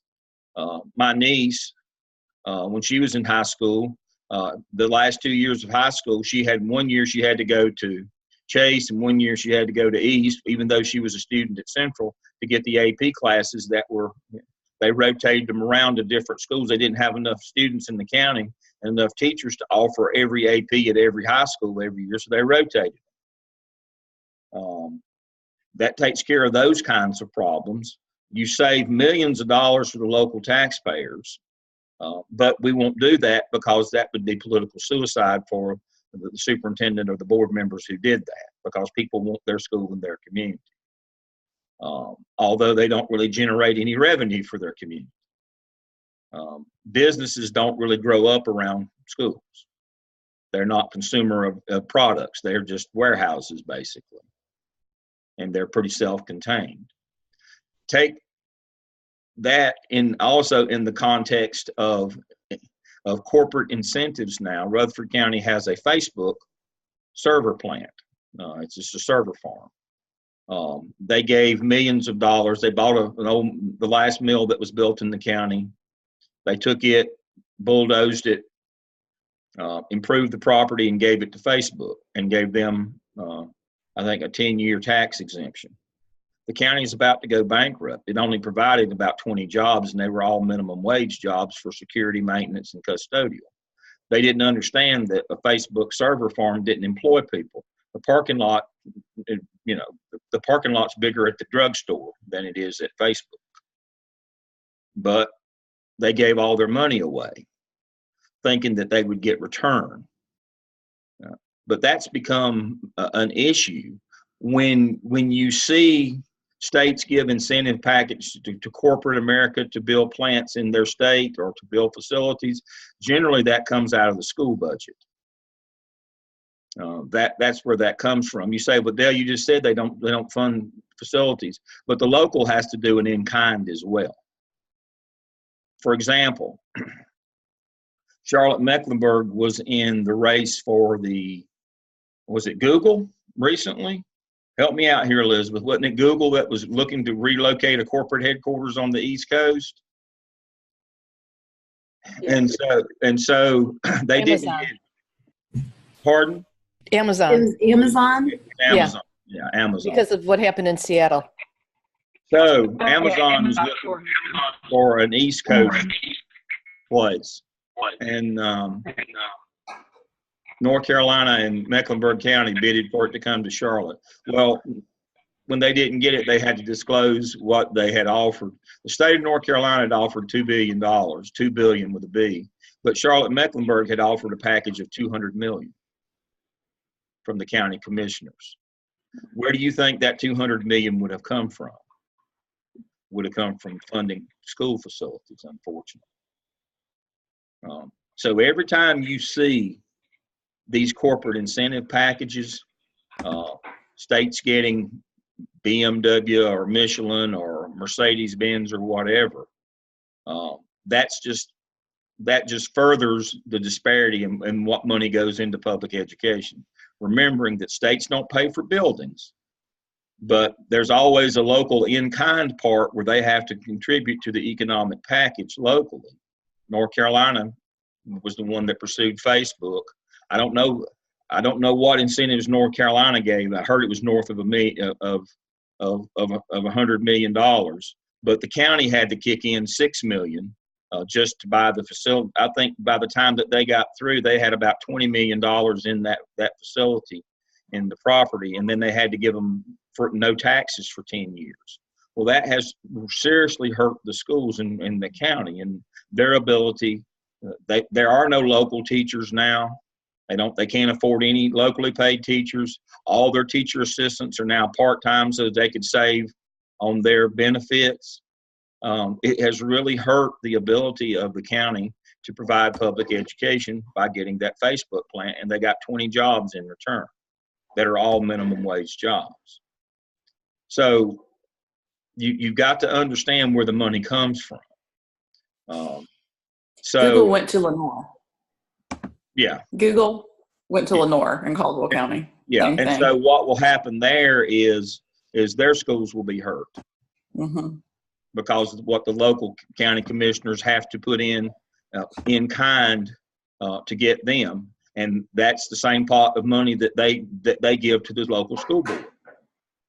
Well, and Amazon is still coming to Mecklenburg County in a smaller capacity, and they're using only the Mecklenburg County funds. Mecklenburg County upped their funds and pushed back the high school that's being built in Still Creek by 3 years. That's correct. Perfect example. Thank you, Elizabeth. Perfect example. That money comes directly from, it's in competition with schools. Perfect example. They had to put in-kind money in from Mecklenburg County so they don't get a high school now. Even though they need one, they don't get a high school now because the county commissioners are the people who fund those. Yeah, the Olympic relief, instead of coming in 2 years, it's coming in 5 years. That's correct. That's the way it works. So question, does it always come from school funding? Always. How do we know that? Because schools are the biggest cost. Oh, okay. You can say it comes, but when you got one pot of money, I have to explain. I better be careful here. I'll insult everybody, but I have to explain this in my personal finances to myself and to my household. It doesn't matter which account it comes out of. It costs this much money. Whether it comes out of this bank account or this credit union account or this savings account or this checking account, when you buy something, it costs this much money. That's the constant. Where you spend this money, regardless of which account it comes out of, it comes out of our overall finances. Regardless of where they say it comes from, the biggest user of county funds from property taxes in any county in North Carolina is schools. Financially, capital funds come from property taxes only. That is law in North Carolina. We can't. Local money for schools comes from property taxes only. That's consistent in both states. Anything that pulls money from that, because 90% of that money is school money, competes directly with schools, whether we tell people it does or not. You have to understand the funding streams. Public school capital needs are funded only from property taxes, only. Anything that's an incentive package that comes in for a particular county comes from taxes from that county. And how do counties get their taxes? The only way that they can tax is property tax. That's the only way. That's the only thing that counties can do. Towns and counties can only tax their residents for property. That goes into a fund. Most of it goes to schools, whether it's community colleges or public K-12. So when there's an incentive package, like Elizabeth's talking about in Mecklenburg County, that the county commissioners have to fund, it means that they have to cut a school. It's direct. It's a one-to-one correlation. Every dollar they give corporate America comes straight from the school capital budget. It's just, that's the provenance. That's how our funding is set up. That's the law. But it all goes back to '66 when North Carolina said we now exit capital funding. It's the local. They can use property taxes only to fund their local capital needs for schools, including community colleges. And now that we have, in the modern era, more modern era, since the late '80s, got into corporate recruitment and incentive packages, those come straight from funds that would normally go to public schools. Sad but true tale. That's the way that works. So understand that every time your county gets somebody new, that they have gone out through their economic development branch of their county, they've gone out and recruited, understand that that's going to affect your school budget, even down to your local school, the following school year, in terms of the amount of money that the school board is willing to fund, what percentage of the school board's proposed budget they're willing to fund.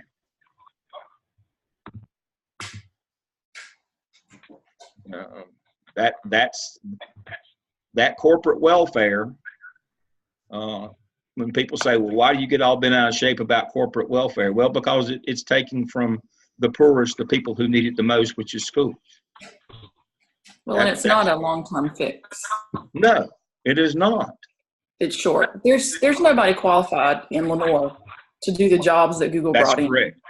So that made that position a stepping stone for somebody, because nobody that's qualified for that position is going to want to move to Lenore and live there for the rest of their life. And so after those tax incentives are gone, Google will close that building. They'll find another one. There'll be one more empty building sitting in Caldwell County. They're just carpetbaggers. That's a definition of a carpetbagger. That's what they are. And politicians continue to follow. It's like the banana in the tailpipe. We fall for it every time. It's exactly right.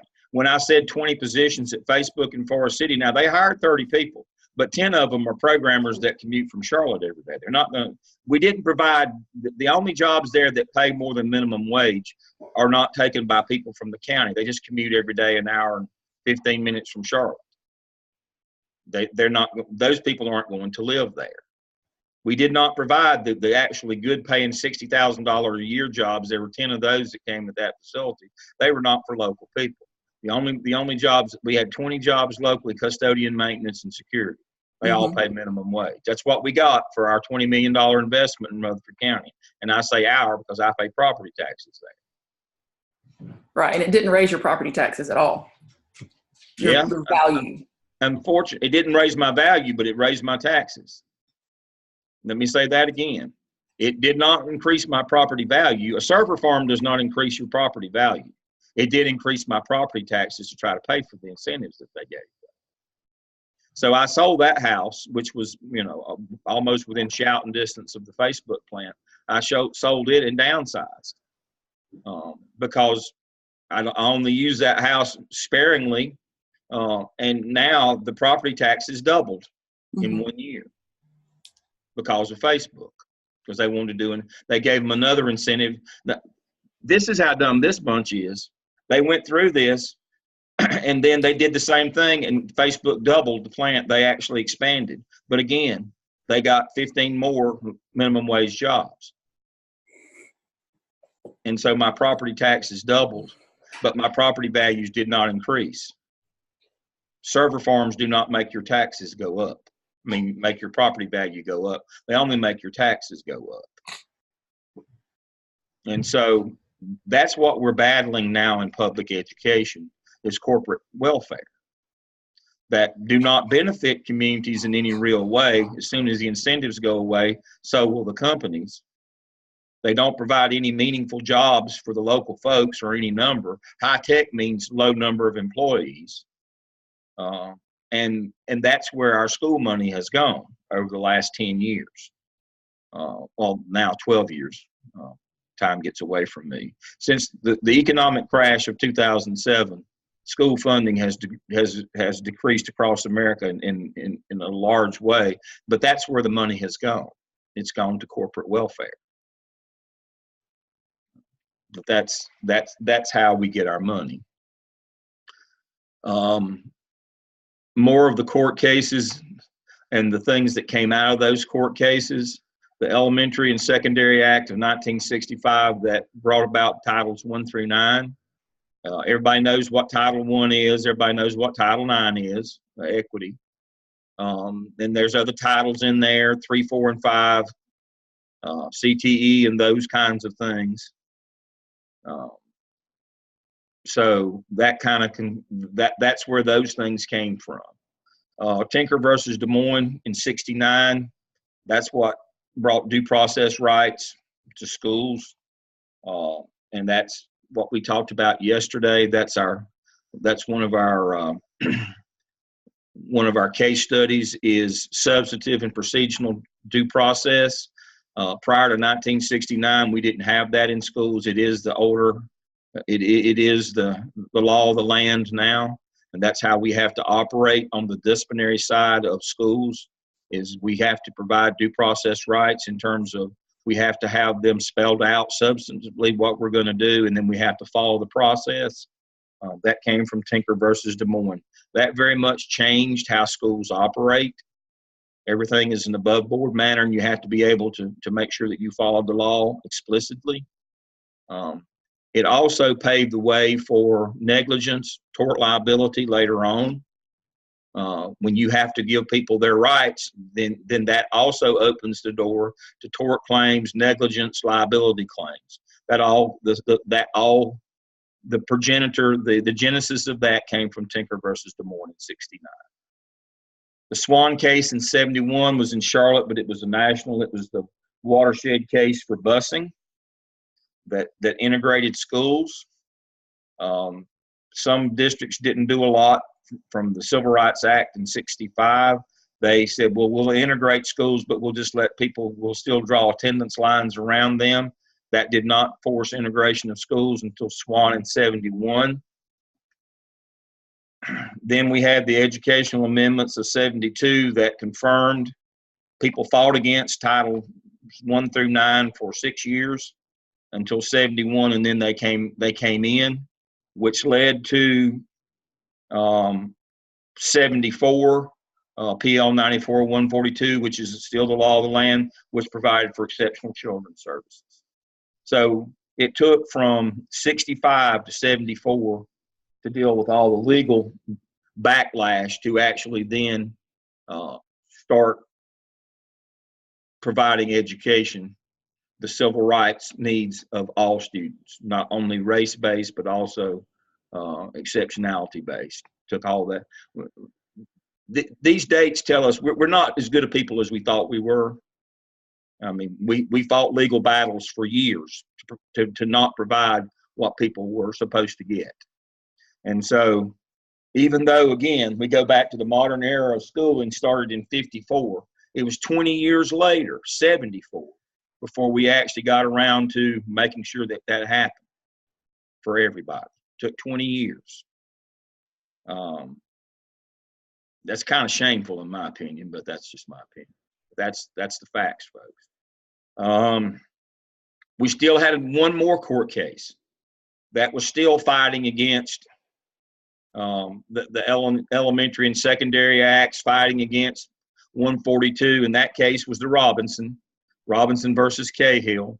Finally, it upheld everything from 65. That was in 75. So we were fighting from 1954 to 1975, that 21, 22 years, we were fighting against doing the right thing as the politicians and people in this country. It took 21 years to finally say, we're going to do the right thing. So when I hear people today talk about, I don't understand. I want to go back to the better time when people were more civil and people were right and just. No, they weren't. No, they weren't. We disremember our kind of shameful past on doing the right thing in public schools. This notion, we want to go back to 1955 when everybody was kind and genteel. No, they weren't. Our legal history does not support that narrative. It took 21 years for us to do the right thing, to have all the cases settled and do the right thing. It took 21 years. Not a shining beacon of hope there for the downtrodden, for the people that public education is supposed to serve. But that's who we are as a society. The next big thing that came along in North Carolina and is equivalent in South Carolina was the Basic Education Plan in '84 that said every child's due a basic education. We had to define what that was. It took us 5 years. When we fully implemented the standard course of study, the big white notebooks that you in North Carolina used to see. I think they had the same thing in South Carolina, that had the standardized curriculum in it. This is what kids are supposed to get. And somebody said, well, how are we going to know? So that brought about accountability. But also I put on there, some of you were talking yesterday when folks were talking about what they do, and they were talking about they teach half day and facilitate or coach half day. That's not a new idea. That actually came in '84. That was status 3. It took us nearly 40 years to get around to it. We're just now more than 30 years later, getting around to what we said in 1984 that we ought to be doing, which was having master teachers teach half day and work with other teachers half day. That would be the heart of making sure that there was some quality assurance in our schools. We knew that in 84. We attempted it back then, but we refused to pay for it. And so it fell by the wayside, the career status program of status 1, 2, and 3. I made status 1, and then that was the end of it because it went away. But we even knew then, and how long ago was that? 84 to was that 35 years ago? 35 years ago, we said we need to, if we're going to truly provide a quality education for children, we're going to need to have master teachers who can work with not master teachers to make sure that we provide this quality education. We knew it 35 years ago. It took more than 30 years to get around to actually funding it. That's another sad but true tale of who we really are as a society and what we value. So the accountability program started in states in '89, which said we got to measure whether these kids are getting it or not, which led to the rise of end-of-grade testing into course testing, state report cards, state ABC programs that guaranteed that schools would do what they needed to do. From 94 to 1998, we had the Leandro case that said school funding, because it's been funding for capital needs since the state got out of it and it's now local, we need for the state to adjust how much money they give per pupil, but since we live in low wealth counties that won't give us money for our schools and our kids, y'all need to adjust how much you give counties per pupil based on the wealth of the county. That's what we talked about yesterday at length, was Leandro. But Leandro grew out of the state getting out of capital funding in '66, caused a great disparity. If you were in a high wealth district, you were building nice new schools and had plenty of extra teachers and money for your schools. If you were in low wealth, you didn't have those things.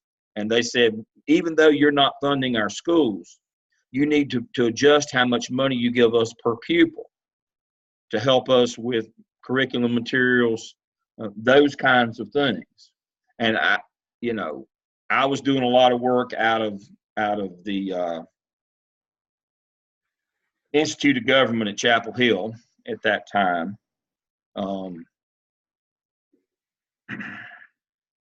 I had been a research associate at Chapel Hill in the '80s, and I was doing a lot of work, and they called, and some of us met, and we were doing some financial modeling and those kinds of things, and we felt really optimistic that lawsuit was going to prevail, that we were going to get some relief for low wealth districts. It did not happen. We multiplied or magnified our problems in low wealth districts by introducing the lottery. Dr. Lamb, when or how does the LEA or state determine when a school gets updates? So for example, West Charlotte is one of the oldest high schools in CMS. And we're now just getting engineers and architects coming to talk about remodeling. So where does that come into play when the county is looking at, well, this school will get an update or a new building or an addition versus this school? That's local Board of Education. State has no role in that. Again, they're not in the facilities business. It's local Board of Education, and it's a complete political football. Complete. There is no rhyme or reason when the Board of Education, listen to this, when the Board of Education puts out a priority list, when they're trying to let a bond and get voters to vote for it, and they put out a priority list of what we're going to spend that bond money on, did you know that is not legally binding, that they don't actually have to do that? Even though that's what you voted for the bond on, or not voted for the bond on the basis of what they said they were going to spend the money on, they don't have to spend the money on that. They're not legally bound to that. So if they pass a $100 million bond in Mecklenburg County, and the first thing on it is West Charlotte gets a new building and new infrastructure, when they get the bond passed, they don't have to follow that. It's a complete political football. Whoever has the most political clout and pull on the Board of Education to set the budget. But then the county commissioners, remember, has to be the ones that fund it.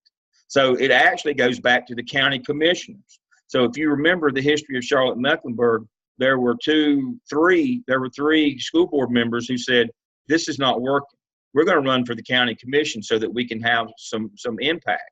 And so that's when Vilma Leak Dunlop and who was the board chair, Arthur Griffin, ran to get on the county commission, because they said, we come up with the priority list, but the county commissioners, they allow politics to enter into it, and we build another school in a wealthy area, rather than doing the right thing for the low wealth areas of our county. So it's a complete political decision. There is no rule or law that they have to follow. It's whatever they decide, and that they is the county commissioner. Doesn't matter what the school board recommends or their priority list. The school board comes up with the priority list. The county commissioners do not have to follow that. They are not legally obligated or bound by that vote based on the priority list developed by the Board of Education. That's one of those quirks in the law that just is mind-numbing to me. I'll give an example outside of Charlotte-Mecklenburg. Rutherford County Schools back in the 80s floated a bond, and they had 8 new schools that were going to be built according to that bond. They floated the bond, got a bond passed for the first time in forever. They immediately scrapped that plan. The county commissioners immediately scrapped it, built one new high school, refurbed the other 2, and that was the end of the money. And everybody else, they just said, go fish. They built 1 and refurbished 2. The one that they built, they used all the money to build the 1 and refurbish the 2 high schools. The other 7 schools that were on the list to get built didn't get built. They said, surprise, surprise. Charlotte-Mecklenburg does that all the time. They'll come up with a priority list for facilities. The board will, but the county commissioners are not required to follow it. They fund what they want to.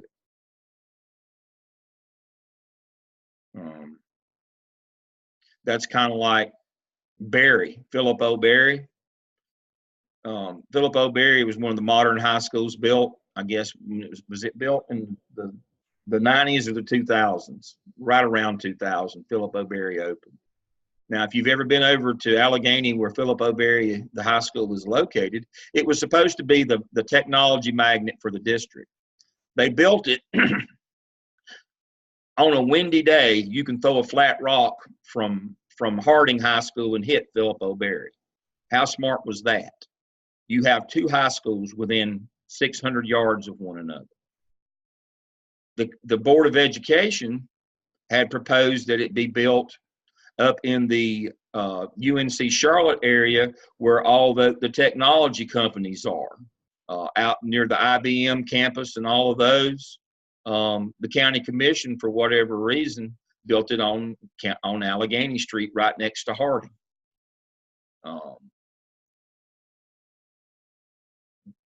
No rhyme or reason as to why. And so you got to understand, the county commissioners, they have the purse, not the school district. Not the school board, excuse me, not the school board. The school board is unempowered. They cannot levy taxes or say how the taxes that are levied are spent. They can only send a priority list for facilities to the county commission.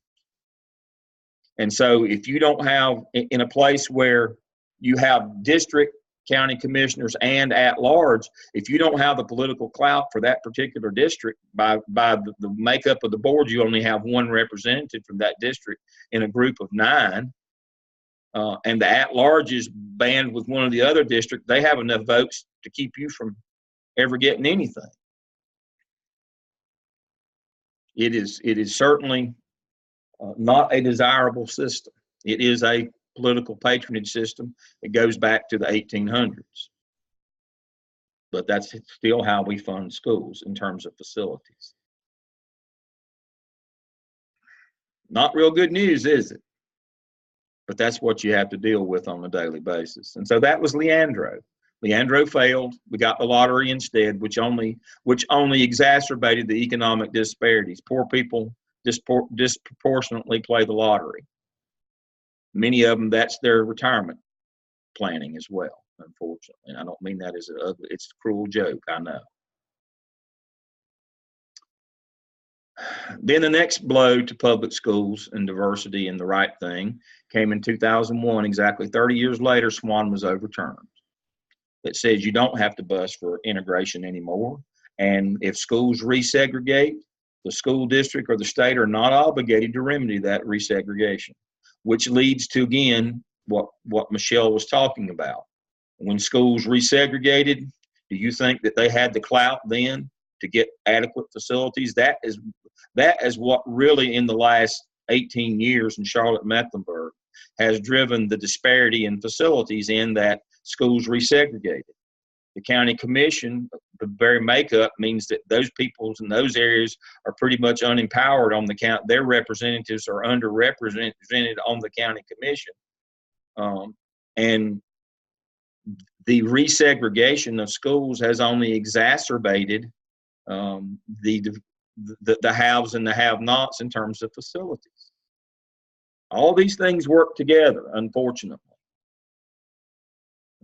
And you got to be able to hold in your head a lot of disparate ideas that don't actually fit, but that's the way the world works. So we allowed resegregation in Charlotte-Mecklenburg, and so the areas of the county that had the least desirable facilities, that only got worse because of resegregation. So that's what happened. Swan was overturned in 2001. And then here comes No Child Left Behind. What the general public knows about No Child Left Behind is low performing schools. Children don't have to go to low performing schools, and that we'll reconstitute them, or we'll close them, or we'll allow those students to go somewhere else, or we'll come in and replace the principal and the staff and do all those kinds of things. What folks don't realize is there's a persistently dangerous statute that goes with that as well. That goes back to what we were talking about yesterday.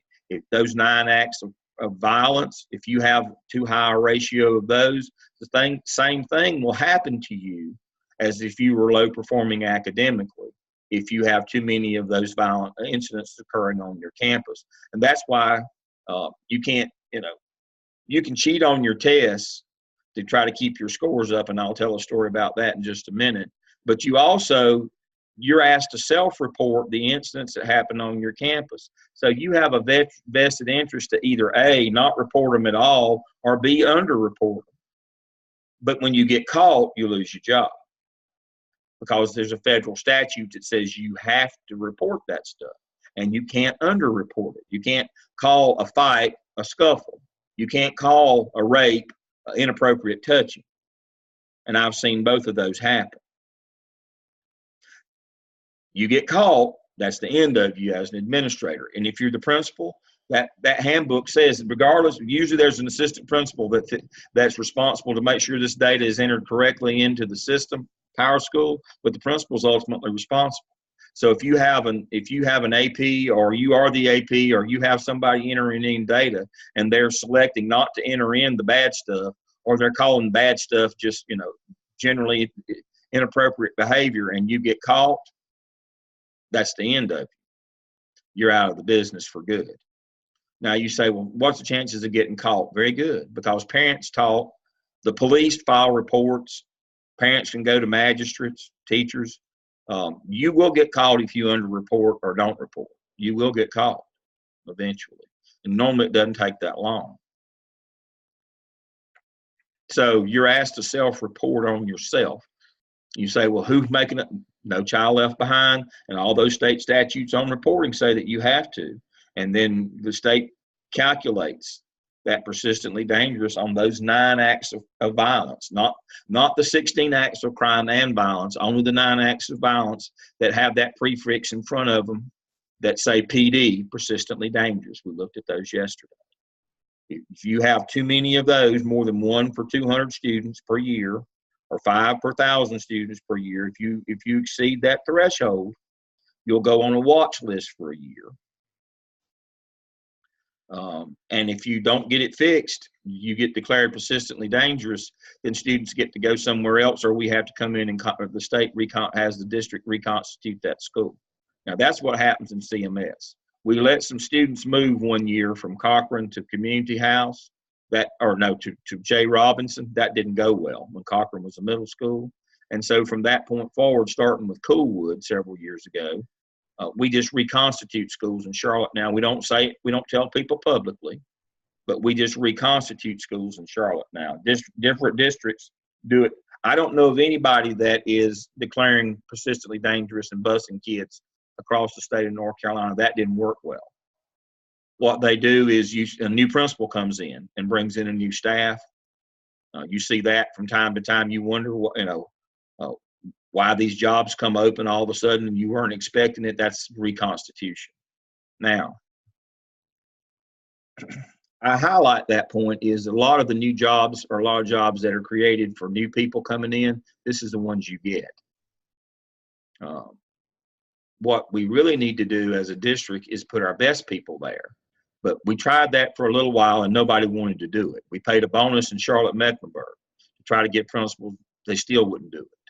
So unfortunately, or they would go and then find another job somewhere else and leave the district shortly thereafter.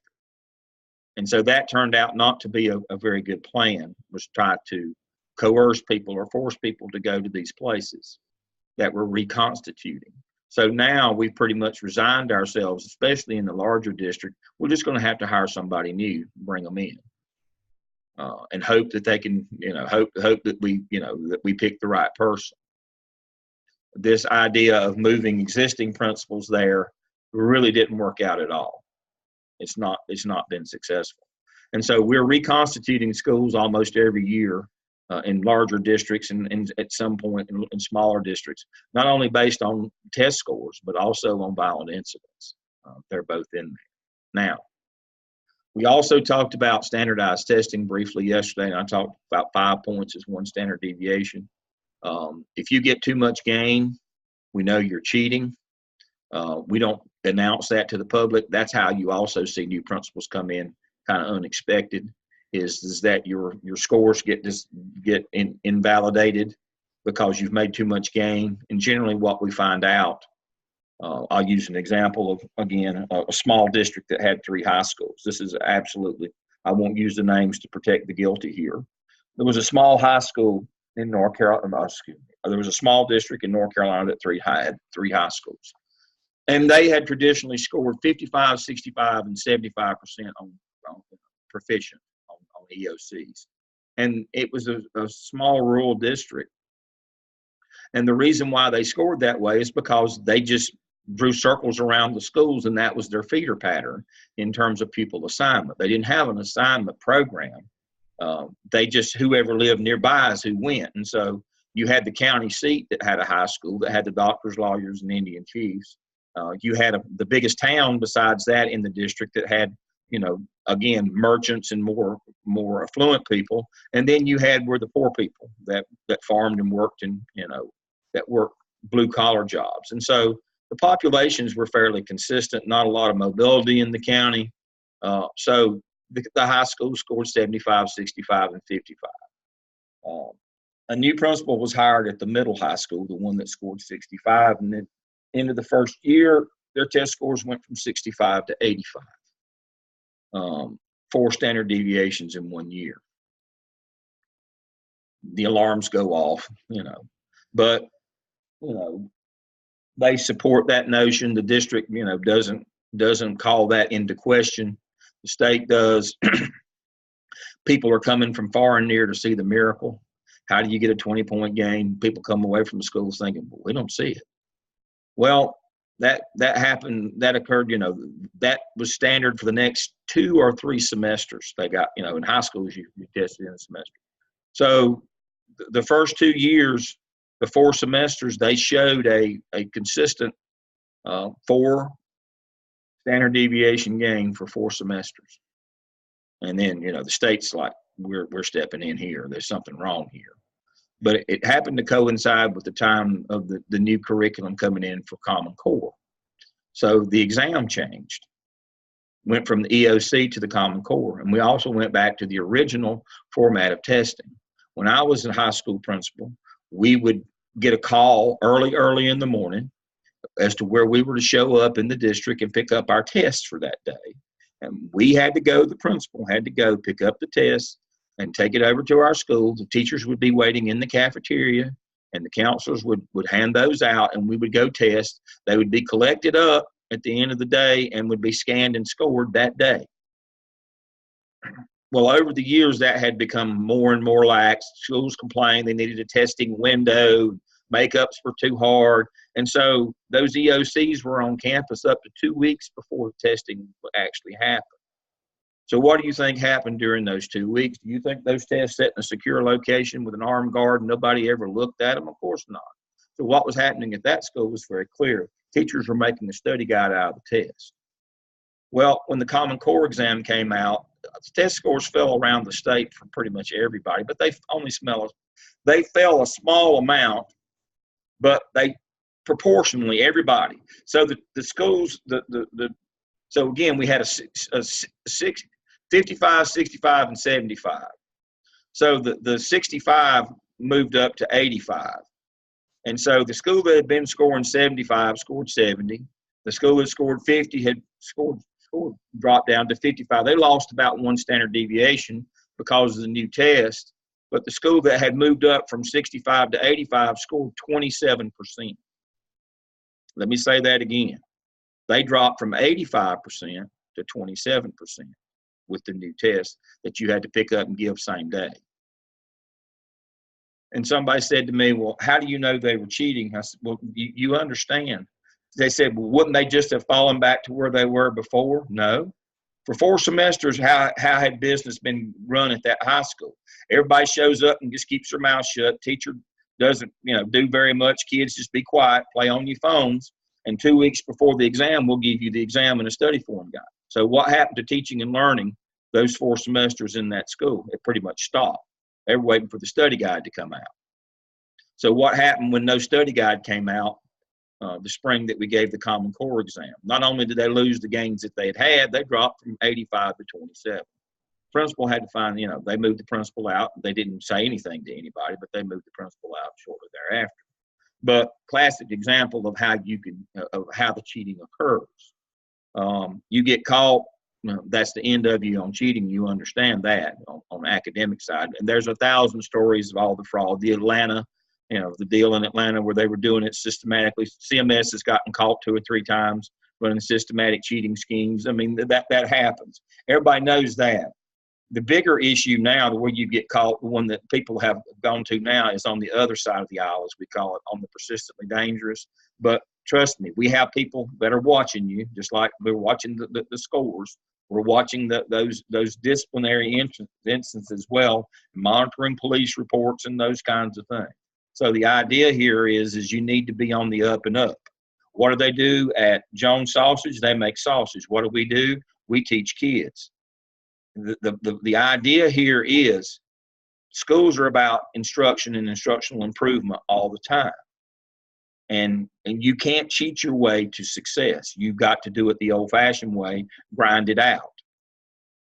PLCs, always working on teacher improvement, professional development, finding those gaps in those subgroups, working with them, new and innovative teaching techniques and programs. That's the heart of the school.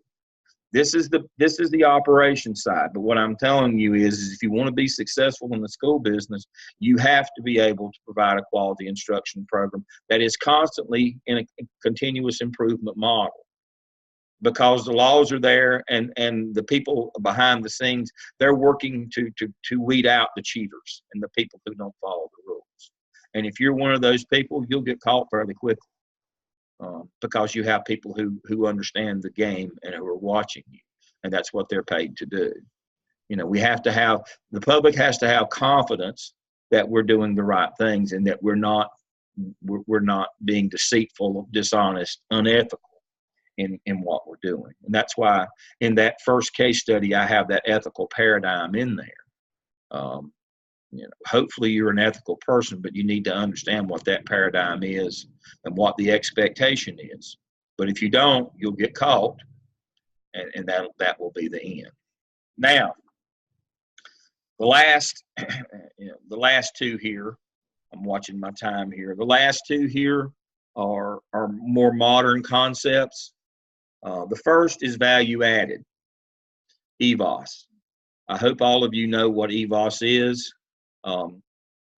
Statistical Analysis, SAS Corporation in the Research Triangle in North Carolina has a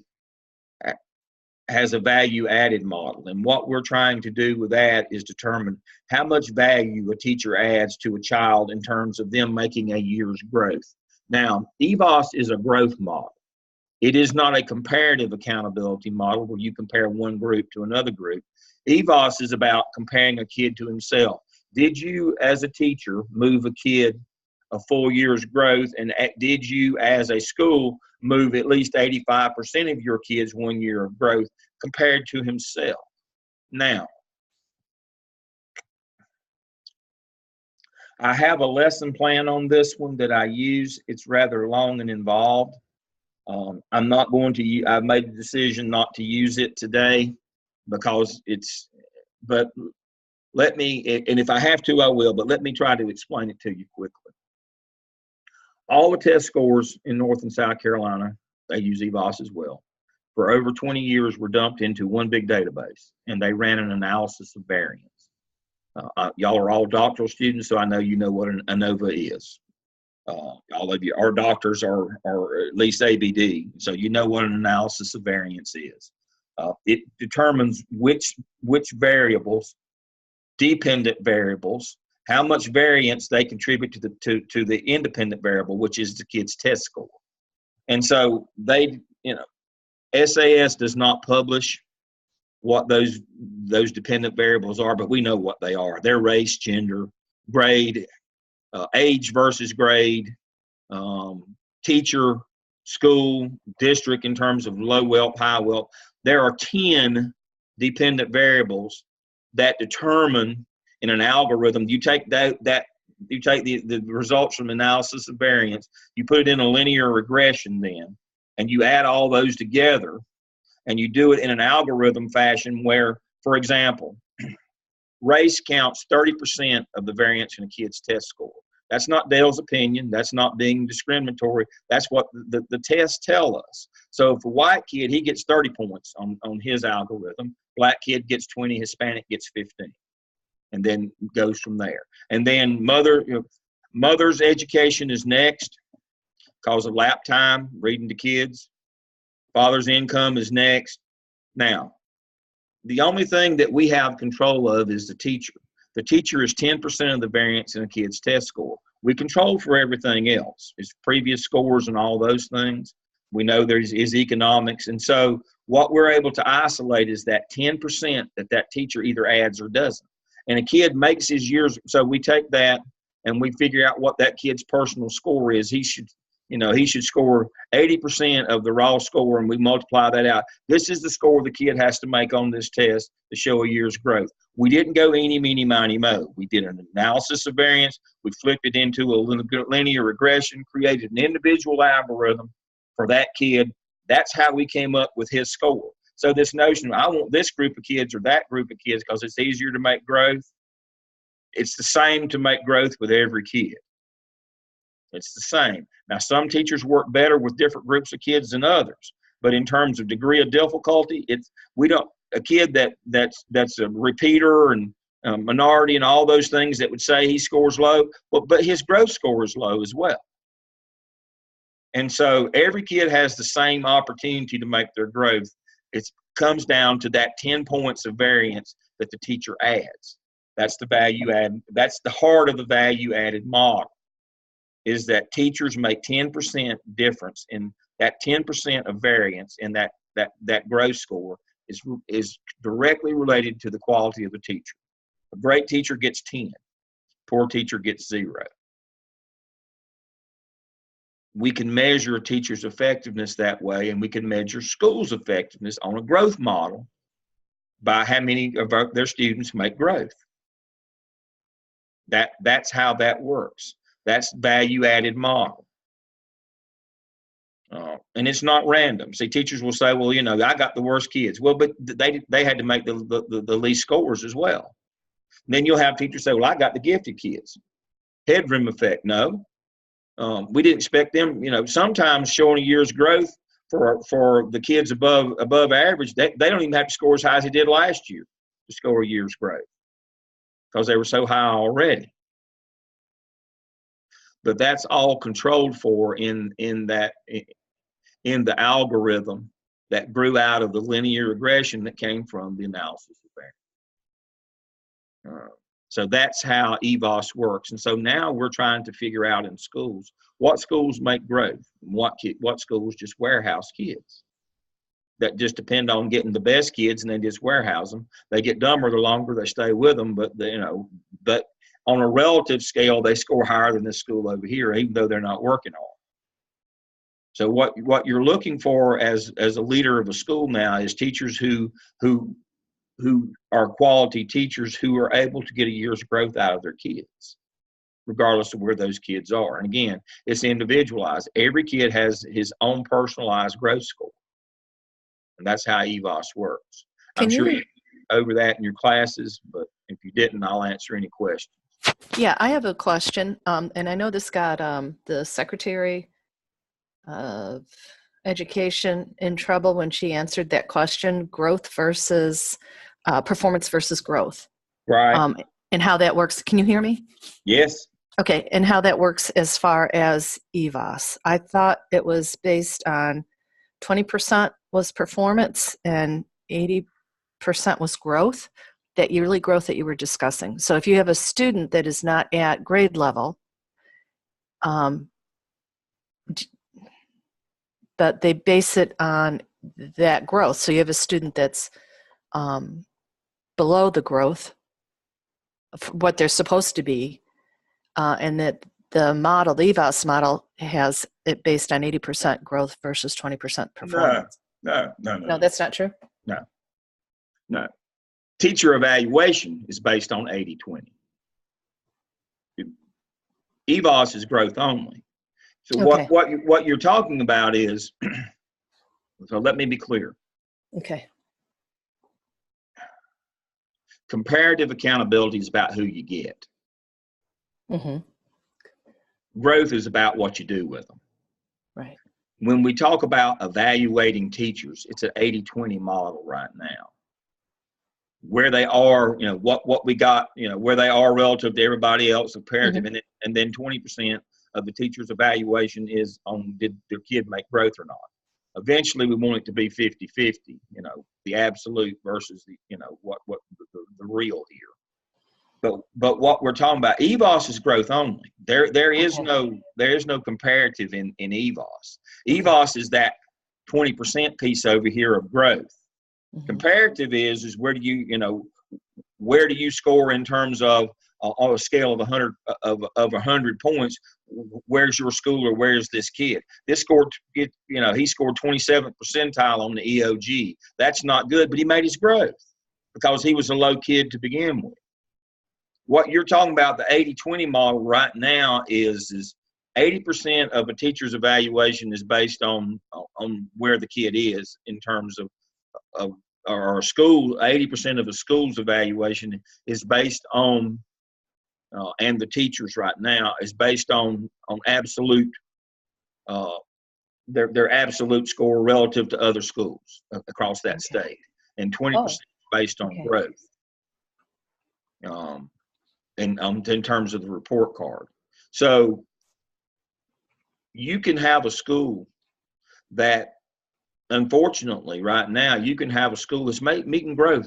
Teachers are doing great, but because they have low kids, because of segregation and lack of integration and we haven't taken any steps to not have all the poor kids at one school, you get hung. So what we're advocating for is at least a 50-50. I'd like to see a pure growth model myself, but see, we got to have winners and losers. We got to have something to brag about at the country club that our school outperforms your school. Is it fair to say that 80%, are you saying proficiency? Yes. Proficiency, yep. 80% either are proficient or right. And it's on a 100-point scale. So that's all relative. Then that's based on compared to the state, to everybody that took the test. What percentage of your kids were proficient? 27% were proficient. Well, that doesn't look good, but 100% of our kids made growth. That just means that's about who we got, not about what we did with them. The 27% is about who we got. The growth model that we made 100% growth is look what we did with what we got. Mm-hmm. See, that's what's important. But see, politicians can't get past that, but neither can parents. We want to be at the place that's winning. Well, you're winning because of who you got, not what you did with them. Well, that's why we don't want these kids in our room. We want to be able to beat this group over here. That's why the first case, one of your case studies, is about parents nowadays don't want exceptional kids in their child's classroom. That pulls our scores down. We don't look as good. It's not about doing the right thing for kids. It's so that parents and politicians can boast and brag. This is giving me a fit when I try to place EC programs where kids are on the extended content standards and not taking the EOC and EOG. Yeah. It counts against us in our total score. Yeah. We don't want those programs where they've got 20 kids who don't take the test because it counts against them in that model. Exactly. We don't care about doing the right thing for kids. We're just all about our comparative scores. My wife's here in the house somewhere, so if something comes flying through the air and hits me, I have witnesses, because I used to tell my wife all the time. My wife's curriculum instruction specialist, but she did the summer and did the new teacher training coming into Charlotte Mecklenburg for social studies, middle grade social studies. But she was an IB teacher here at the local Davidson IB, which was a lab school here at the campus of Davidson College, right across the street from us here, Cornelius, across the edge of the water here is Davidson College. Well, for 15 years there was an IB middle school there. They only took 240 of the best and brightest kids from Charlotte Mecklenburg. The lottery was very intense to get into that place. They had the 240 best and brightest, the little kids with the pocket protectors and the thick glasses. This bunch was brilliant. And I used to say to her all the time, unfortunately, in the comparative accountability business, the most important person in your organization at Davidson IB is the custodian. As long as he can get the front door open every morning, scores are just going to walk right in. It wasn't about what they did with them. They did tremendous things, but it was about their scores were going to come in every day because they had kids who were 100% kids every day. That's all that went to school there. But what do you do with them? So they were the top middle school in the state every year. Well, duh. You pick the 240 best and brightest middle schoolers out of 130,000 students in the largest district in the state. You'd expect them to be the highest scoring school in the state. But we knew that going in. But what did you do with them once you had them? Again, comparative accountability is about who you got. Growth is about what you did with them. I had a student in this very add-on licensure program that taught at Pine Lake Prep right here. Again, going out of Davidson up 115 toward Mooresville, you get across the line in the community of Mount Moore, and there's Pine Lake Prep Charter School. Mm-hmm. I've got a student that just finished there. I'm not throwing dirt on them, but Andrew said when we started him in the app cell, he said, we don't have any subgroup gaps at our school. I said, I beg your pardon. He said, all of our kids are on grade level or above, or we won't take them. I said, let's dig into your report card a little bit deeper. Let's go in and look and see how many are level 3s and how level 4s, and when you get them versus the longer. So what we saw is the longer that the level 4 stayed there, they slipped down into level 3s. Now, most of the level 3s did not slip to level 2s because they were naturally intelligent children. But the 4s would slip to 3. And so I told them, the longer they stay with you, the dumber they get. This is, you're not doing anything with them. You're basically just warehousing them. That was when they were first a charter school. It's been a few years back. They're doing a much better job there now.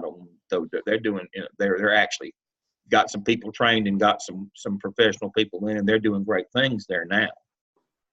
But initially, not so much. That's just like Lake Norman Charter School. One of the first years they were open didn't even have a math teacher. They had music one year instead of math because they didn't want to pay for a math teacher. They've got those kinds of things worked out, and they seem to be doing a great job. Craig Smith, who's one of my former proteges, I trained him when he was at Hopewell. He's leading that school now, and they're doing great things. But again, it's about what you're doing with them, not about who you got. And see, but we can't seem as a society to get away from being focused on who we got. We want to make sure that we separate them out, that we have a natural advantage. We don't want a true competition. We want to make sure we have a natural built-in advantage. But true educators understand it's about what you do with them, not about who you get. That every child deserves an opportunity. That public school is about being able to bootstrap yourself up out of your situation that you're in.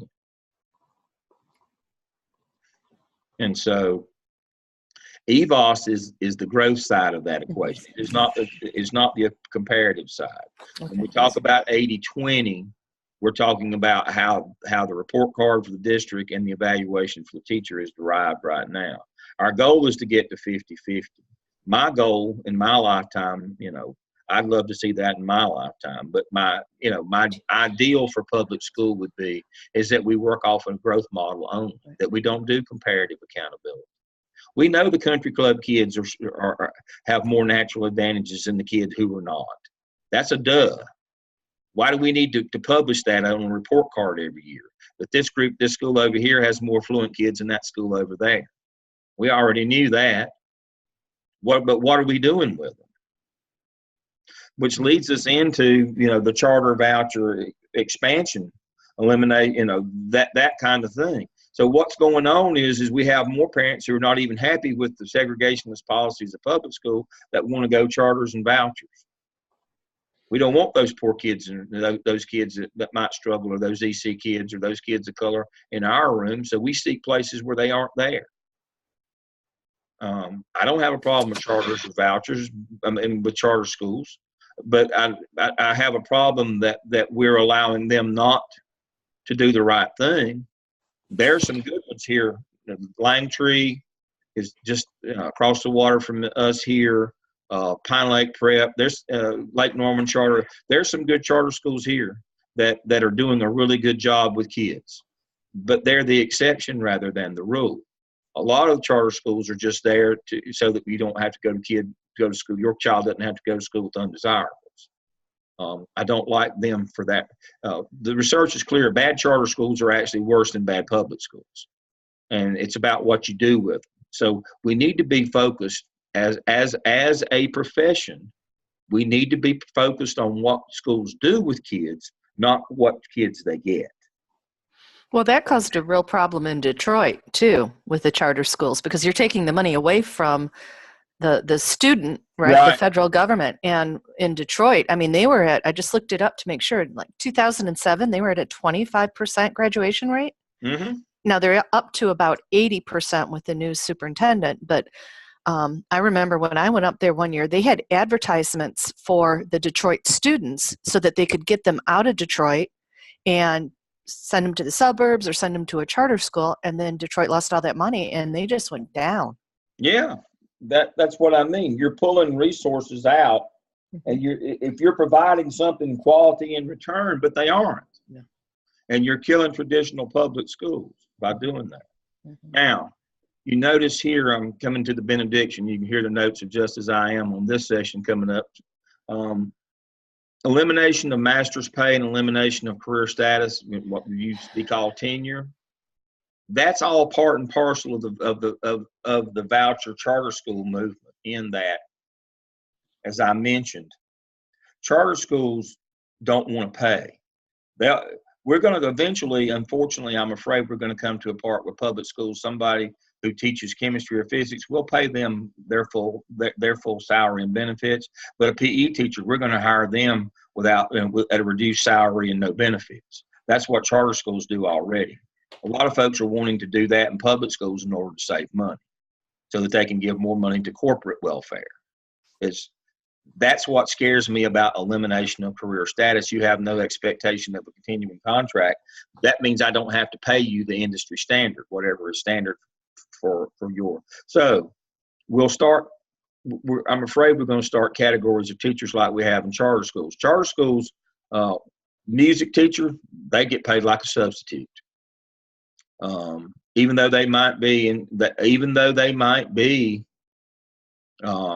a certified teacher with the license and all those things, they don't get state pay and benefits. They get paid like a substitute, just like art teachers.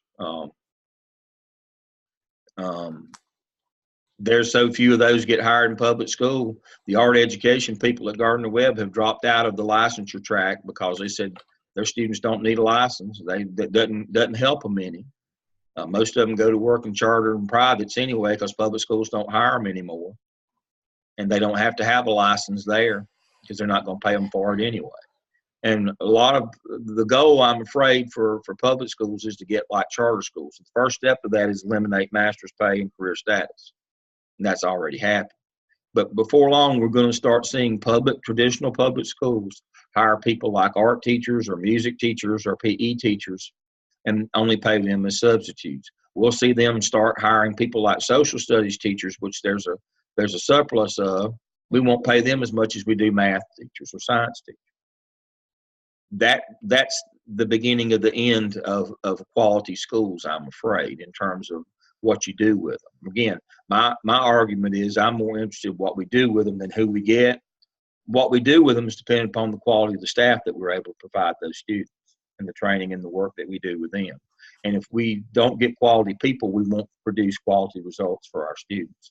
And that's what scares me about losing master's pay and career status. We're going to start having categories differentiating faculty, and we won't get the best people. You say, well, Dale, we probably don't get the best people, but we won't get the best available people. We may not even be in the top half of getting good employees to begin with, but we're going to go further down that totem pole of quality people. If you want to provide quality instructional programs for students, you have to have quality people providing them. And anything that detracts from that, I think, is a problem. So, do you think that with that, programs like Teach Charlotte and individuals making a career change will increase? It's according to what you do with them. I mean, a long time ago, I was involved when I was a research associate at Chapel Hill with data collection. And what we advocated that we try to get people who, either get the first 20 years of a person's career or the last 20 years, that financially, they could go on to something else after 20 years, or that we could get somebody who'd been somewhere else and made a pension for 20 years, and that we bring people in that have experience in other walks of life. The problem with that is just because you're 40 years old doesn't mean that you're going to be a good teacher. It's the proportionality of them being good or bad is the same as getting 22-year-olds. And many times the 22-year-olds have the capacity to change and grow. Think about yourself, and I'll use myself as an example. I don't have the capacity to change that I one time had. I'd like to think that I do, but I know I don't. I don't have the same capacity at my age as I had 40 years ago. That's the problem, that when we take these initiatives where we're going to bring in people that did something else for 20 years, have been successful in business or private life or whatever, because they could do that doesn't mean that they could do this. There are some, but not all are transferable skills. But a lot of it has to do with your ability to change. And your ability to change has to do with competing interests. Now, this is a lesson I taught last semester, actually, in my other job.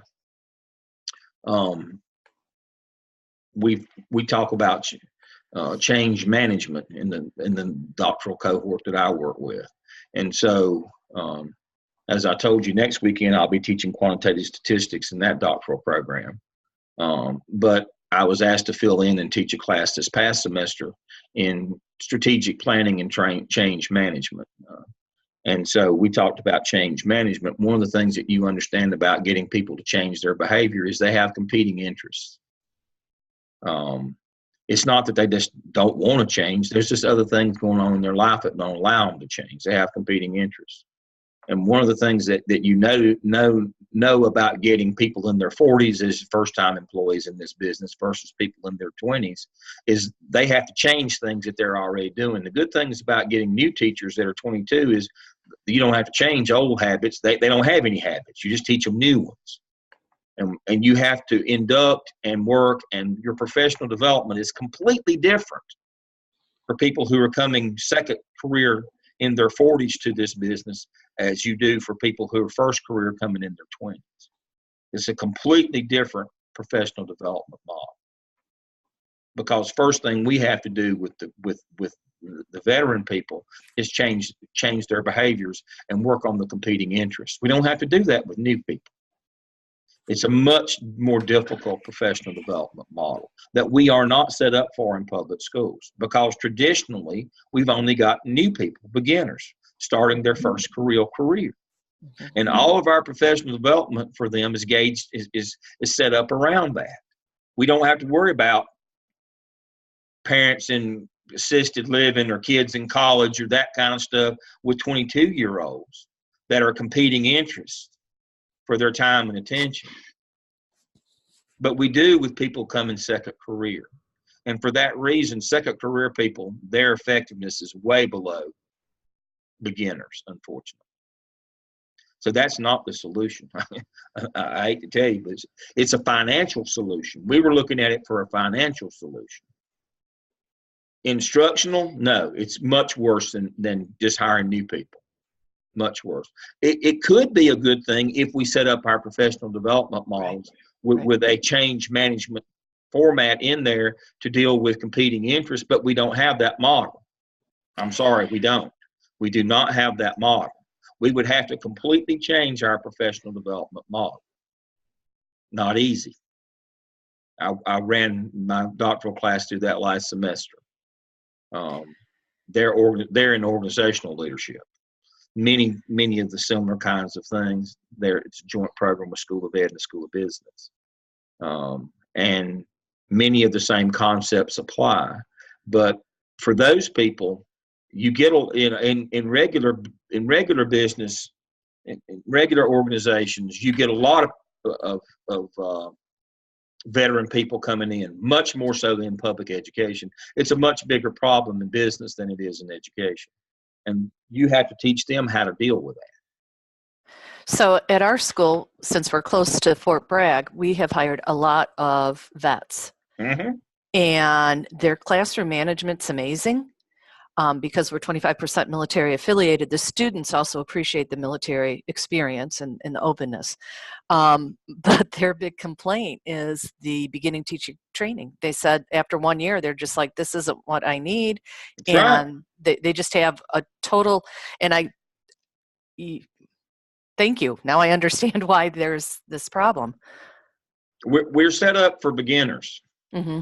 And we've developed our induction model over the characteristics, the learning characteristics, behaviors, attention span of a 22-year-old. Mm-hmm. Completely inappropriate for a 42-year-old. Mm-hmm. Or a vet. I mean, there's no nonsense. Completely inappropriate. Don't need 95% of that stuff. They don't need it. They need more content. Mm-hmm.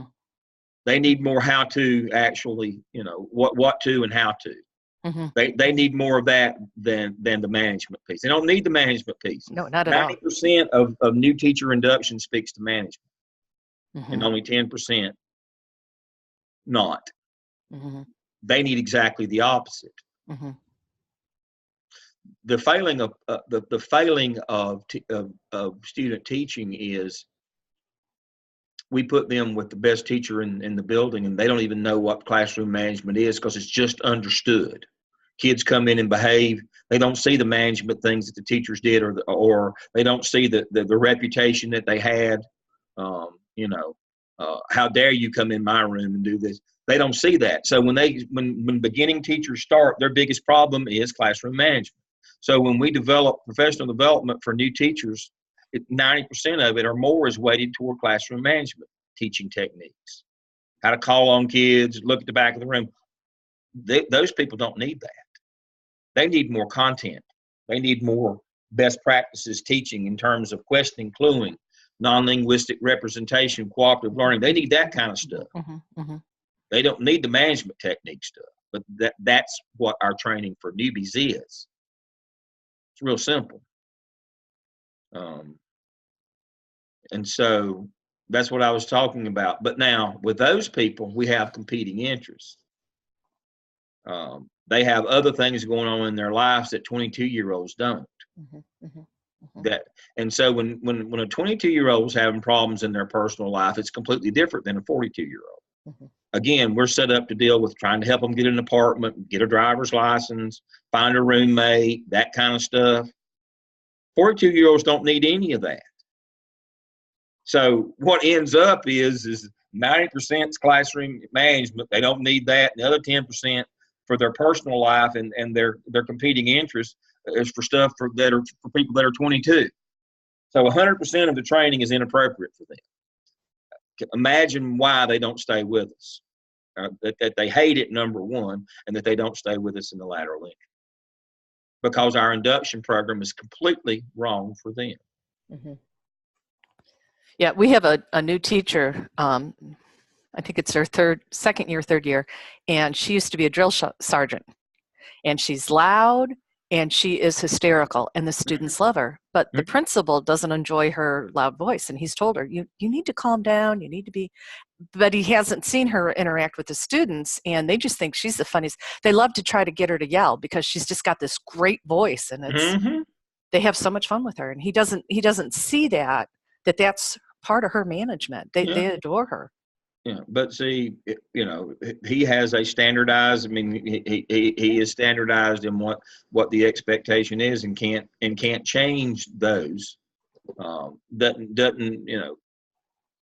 Doesn't. We have a one size fits nobody model in public education, and if it doesn't fit our mold, then we don't appreciate it. But that's, but it's a numbers game, I guess. But yeah, I understand exactly. But that's why lateral entry is pretty much a failure, is that we don't have an induction program based on what adults need. So, and I don't mean to be ugly about 22-year-olds not being adults, but they really aren't. Beginning teachers aren't really cost effective for about 5 years. But in many ways, you can shape and mold them into what you need. And you pretty much have to, you get what you get. You're not going to change that 42-year-old drill sergeant. You're not going to change her from being loud. You got to live with that or not. And that her loud voice is not her problem. It's yours as the school administrator. That's not her problem. Yeah. No, the kids love it. I mean, that's not her problem. But you got to understand, they're not going to change. That part's not going to change. Again, we go back to competing interests, change management. One of the things that you got to understand is when you get older adults in, that you're not going to change. You got to learn how to live or deal with or modify, or their behavior's not going to happen. They're not going to change. That's who they are. Right. Even if they want to, their ability to is just not there. Your ability to change, it's an inverse function. The older you get, the less ability to change you have. We know that. Well, I really appreciate you going over this, because I have tried to understand why. I knew that the professional development wasn't reaching the military teachers, former military, and I didn't understand why, but you just explained it. So thank you. Thank you for that. You're welcome. How long you want to break? I've run a little bit over on our time here. It's about 12:13.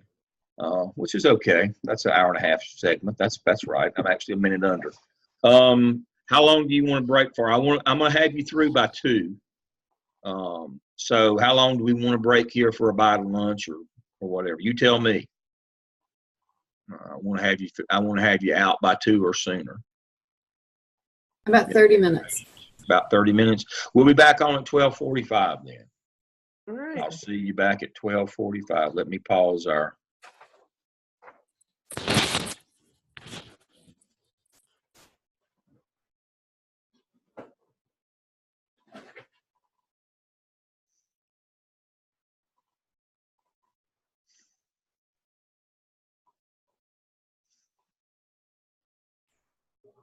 All right, we're back live. Okay, in our list of materials, I have the EBOS lesson plan that I was referring to this morning that kind of summarizes all the things I talked about. Value added is whether 85% of the kids in the room make growth or not, and whether it's 85% of the teachers in the building make growth or not. The 80-20 is the weighting of that growth, the overall growth versus relative, where you are positionally relative to regular comparative accountability. Analysis of variance been done. They dump all the scores in. The formula becomes a regression equation. We add all the dependent variables and all the amount. This is what I believe that the data tells us. Again, this is proprietary. You won't see this on any of the state websites or SAS. This is what I believe that each of the dependent variables counts. Raise 30%, mother's education 15, father's income 15, teacher 10, school district 5, school 5, grade 5, age 5, gender 5, and previous test scores 5. All those, that's the amount of variance that each one of those has. And so really the only thing is we're isolating the teacher. And so now here's my, I call my staff development plan that grows out of this MTSS for teachers. This is a legal plan of how you get instructional improvement in terms of using a coaching model and action plans and those things that comes out of teachers whose kids don't make growth. And so this is the legal methodology that you must use for if you're going to try to get teachers on an action plan or get rid of them for lack of performance in terms of the growth model. Now, people have this misguided notion that you can't get rid of poor teachers. You can, just got to do your work. This is the framework for that model for helping to improve. You know, the idea is we want you to improve, but if you don't improve, we have, you know, we're able to deal with that. So here it is. This is the model. This is the legal model for teacher improvement. I call mine MTSS for teachers, multi-tier system of support, because I want them to do better. The goal is not to let them go. The goal is to improve them. All right. So now, an example of how the algorithm works.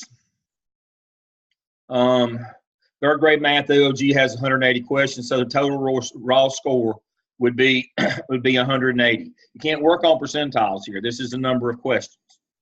And so how many would a particular kid have to get right out of 180 questions to show a year's growth?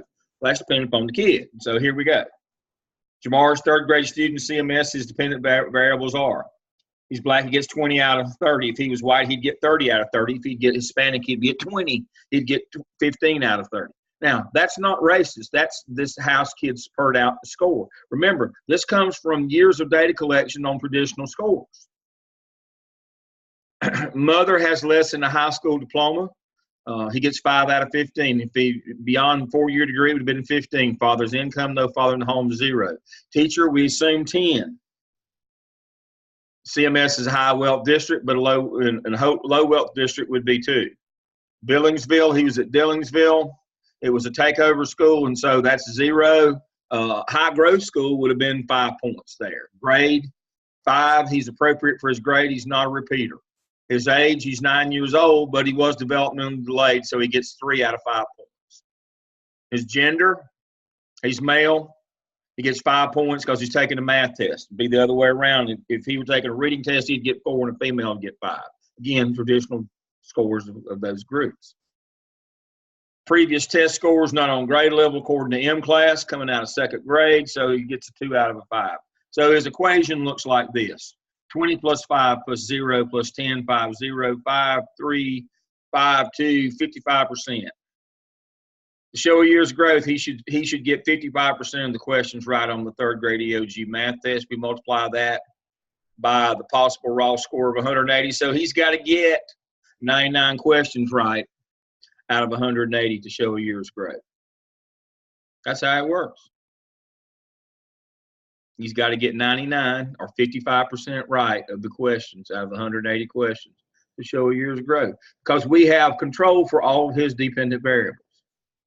And we didn't go eeny, meeny, miny, mo and assign that algorithm. It came from the percent variance from the analysis of variance from all test scores in North Carolina for over 20 years, now close to 30 years.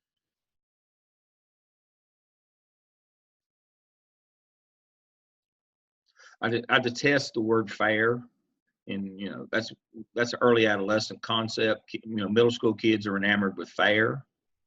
For adults, that's where you go in the fall of the year to eat a corn dog and ride a Ferris wheel. But it is the most equitable way I know to measure what teachers do with students. This is about what you do with them, not about who you get. And isn't that what we're actually trying to do to improve schools? What do we do with them? We can't blame teachers for the students that we bring into the door with them, because we don't have the political courage to actually integrate schools economically. We can't. Doing comparative accountability just blames teachers for the kids that they get. They become, you know, they become the bad guys. In the growth model, you know, you're evaluated on what you did, not who you got.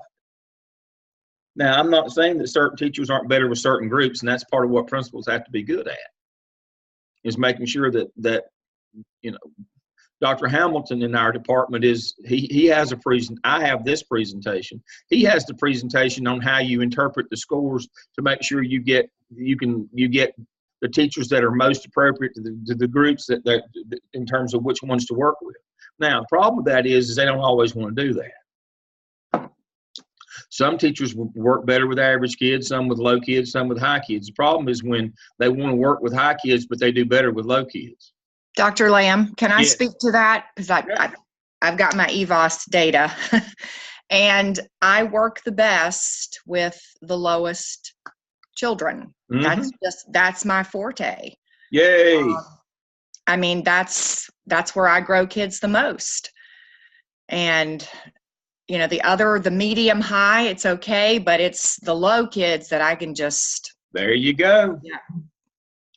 And part of that is, you know, you're, as a principal, you've got to be able to plug that in.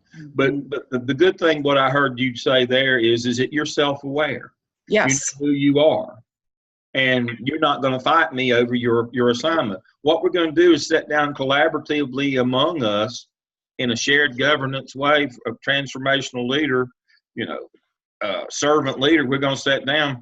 But people, when we do that, people have to be grown. They have to be adults. And they have to be self-aware, just like Karen was just talking about. She works best with that group.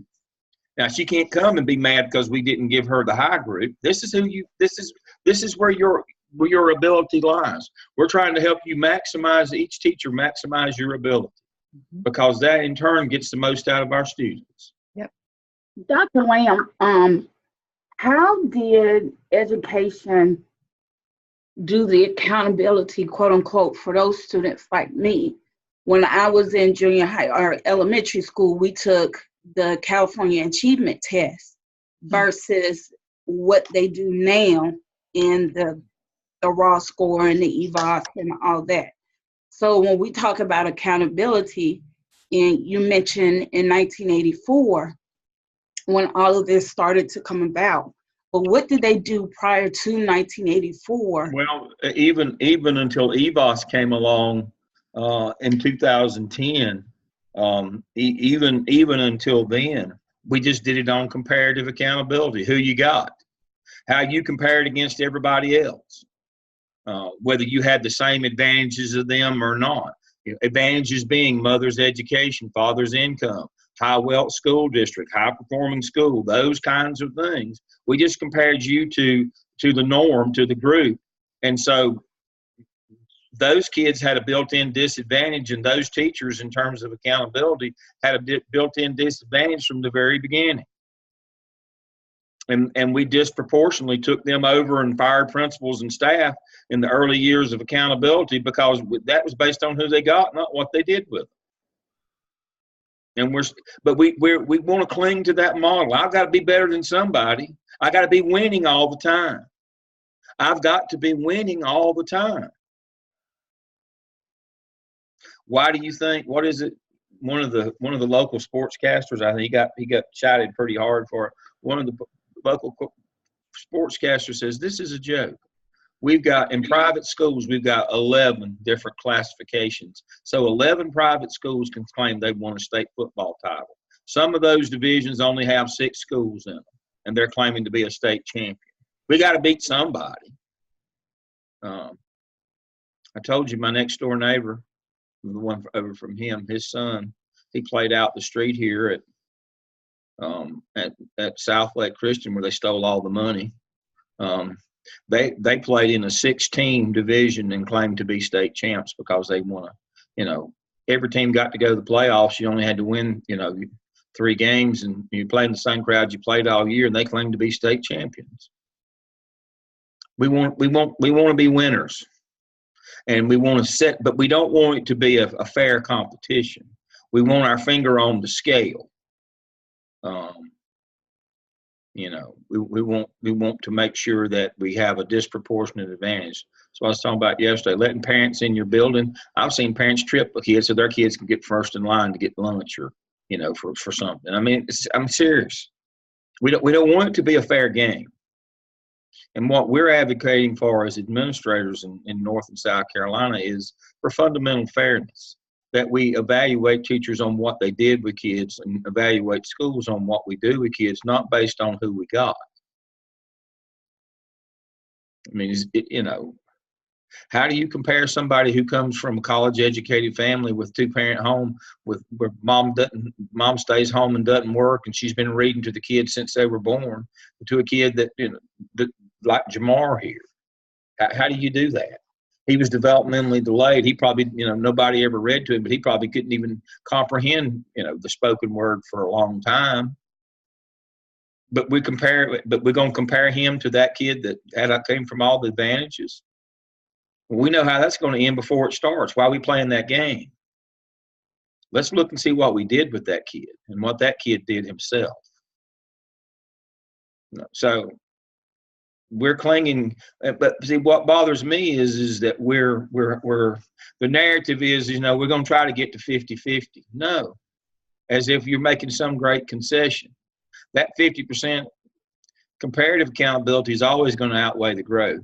The real discussion should be complete growth accountability, that where everybody is relative to everybody else is unimportant except over at the country club. And so this is part and parcel of why we're losing the charter school race, is because they're all about, look at our test scores. Well, they were in, you didn't let them in unless they already had the test scores. You did nothing to get those test scores. But, part of why people like charter schools is they're always boasting about winning. They like that. For some reason, we have a large segment of our population who likes this boastfulness. It reminds me of WWE wrestling. They're always boasting about winning, whether the facts support that or not. We don't let the facts get in the way of a good story. So we have all these people who claim that they're winning. Well, there's not a competition. You took all the highest scores. How do you expect there to be a competition? In 1980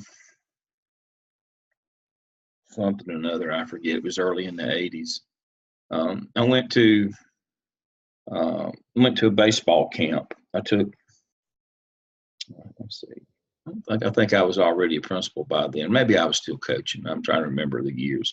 Sparky Anderson was at the baseball clinic, and he was there to address the coaches. He didn't do a keynote speak. Sparky was the manager of the Cincinnati Reds during the 70s when they were the big red machine and won all the ball games. And he coached the Tigers, Detroit Tigers, to a pennant and a World Series championship a little bit later on. He's been long dead. But anyway, Sparky talked about, don't beat yourself up, to a bunch of high school baseball coaches. And he said, if we went down to the playground right now and you picked the best 9 kids and I got the next 9, you'd beat me every time, no matter how many world championships. If you get the best talent, you will win.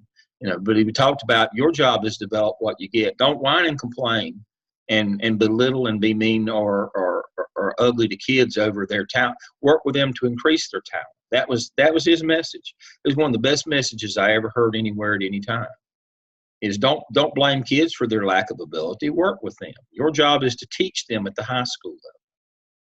If you got all the talent, yeah, you can win. But if you don't, your job is to work with them and try to develop them.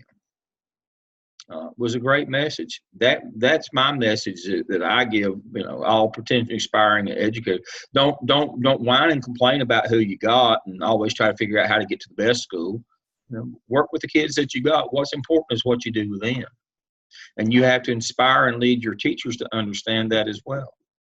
I became a high school principal in a district, and the first thing I got was, we want our kids back. They did a pupil reassignment, and they moved our kids out. We got these. These are your kids.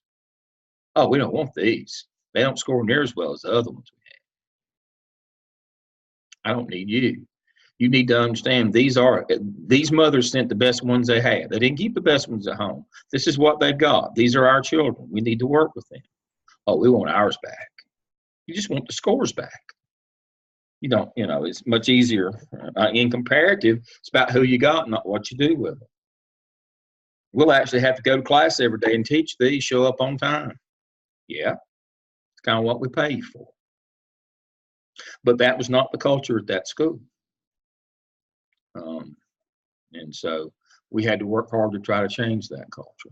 So that's the end of that. This again is in our list of materials here that we have. I do have that lesson plan. If you have questions, again, it takes a long time to work through all that. So we've covered our legal requirements for planning and instructional time, which is basically the interpretation of all the state, federal, and local laws and policies about how you're supposed to set up and run your school.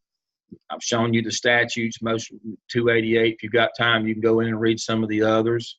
The crisis box emergency plan, you'll be using that. You're to look at that as in one of your activities this week. So we've already looked at the facilities inventory. We covered the case course this morning. I'm going to go now. We've already covered the role of the principal, and you'll look at that when you do your case study in terms of the ethical concern.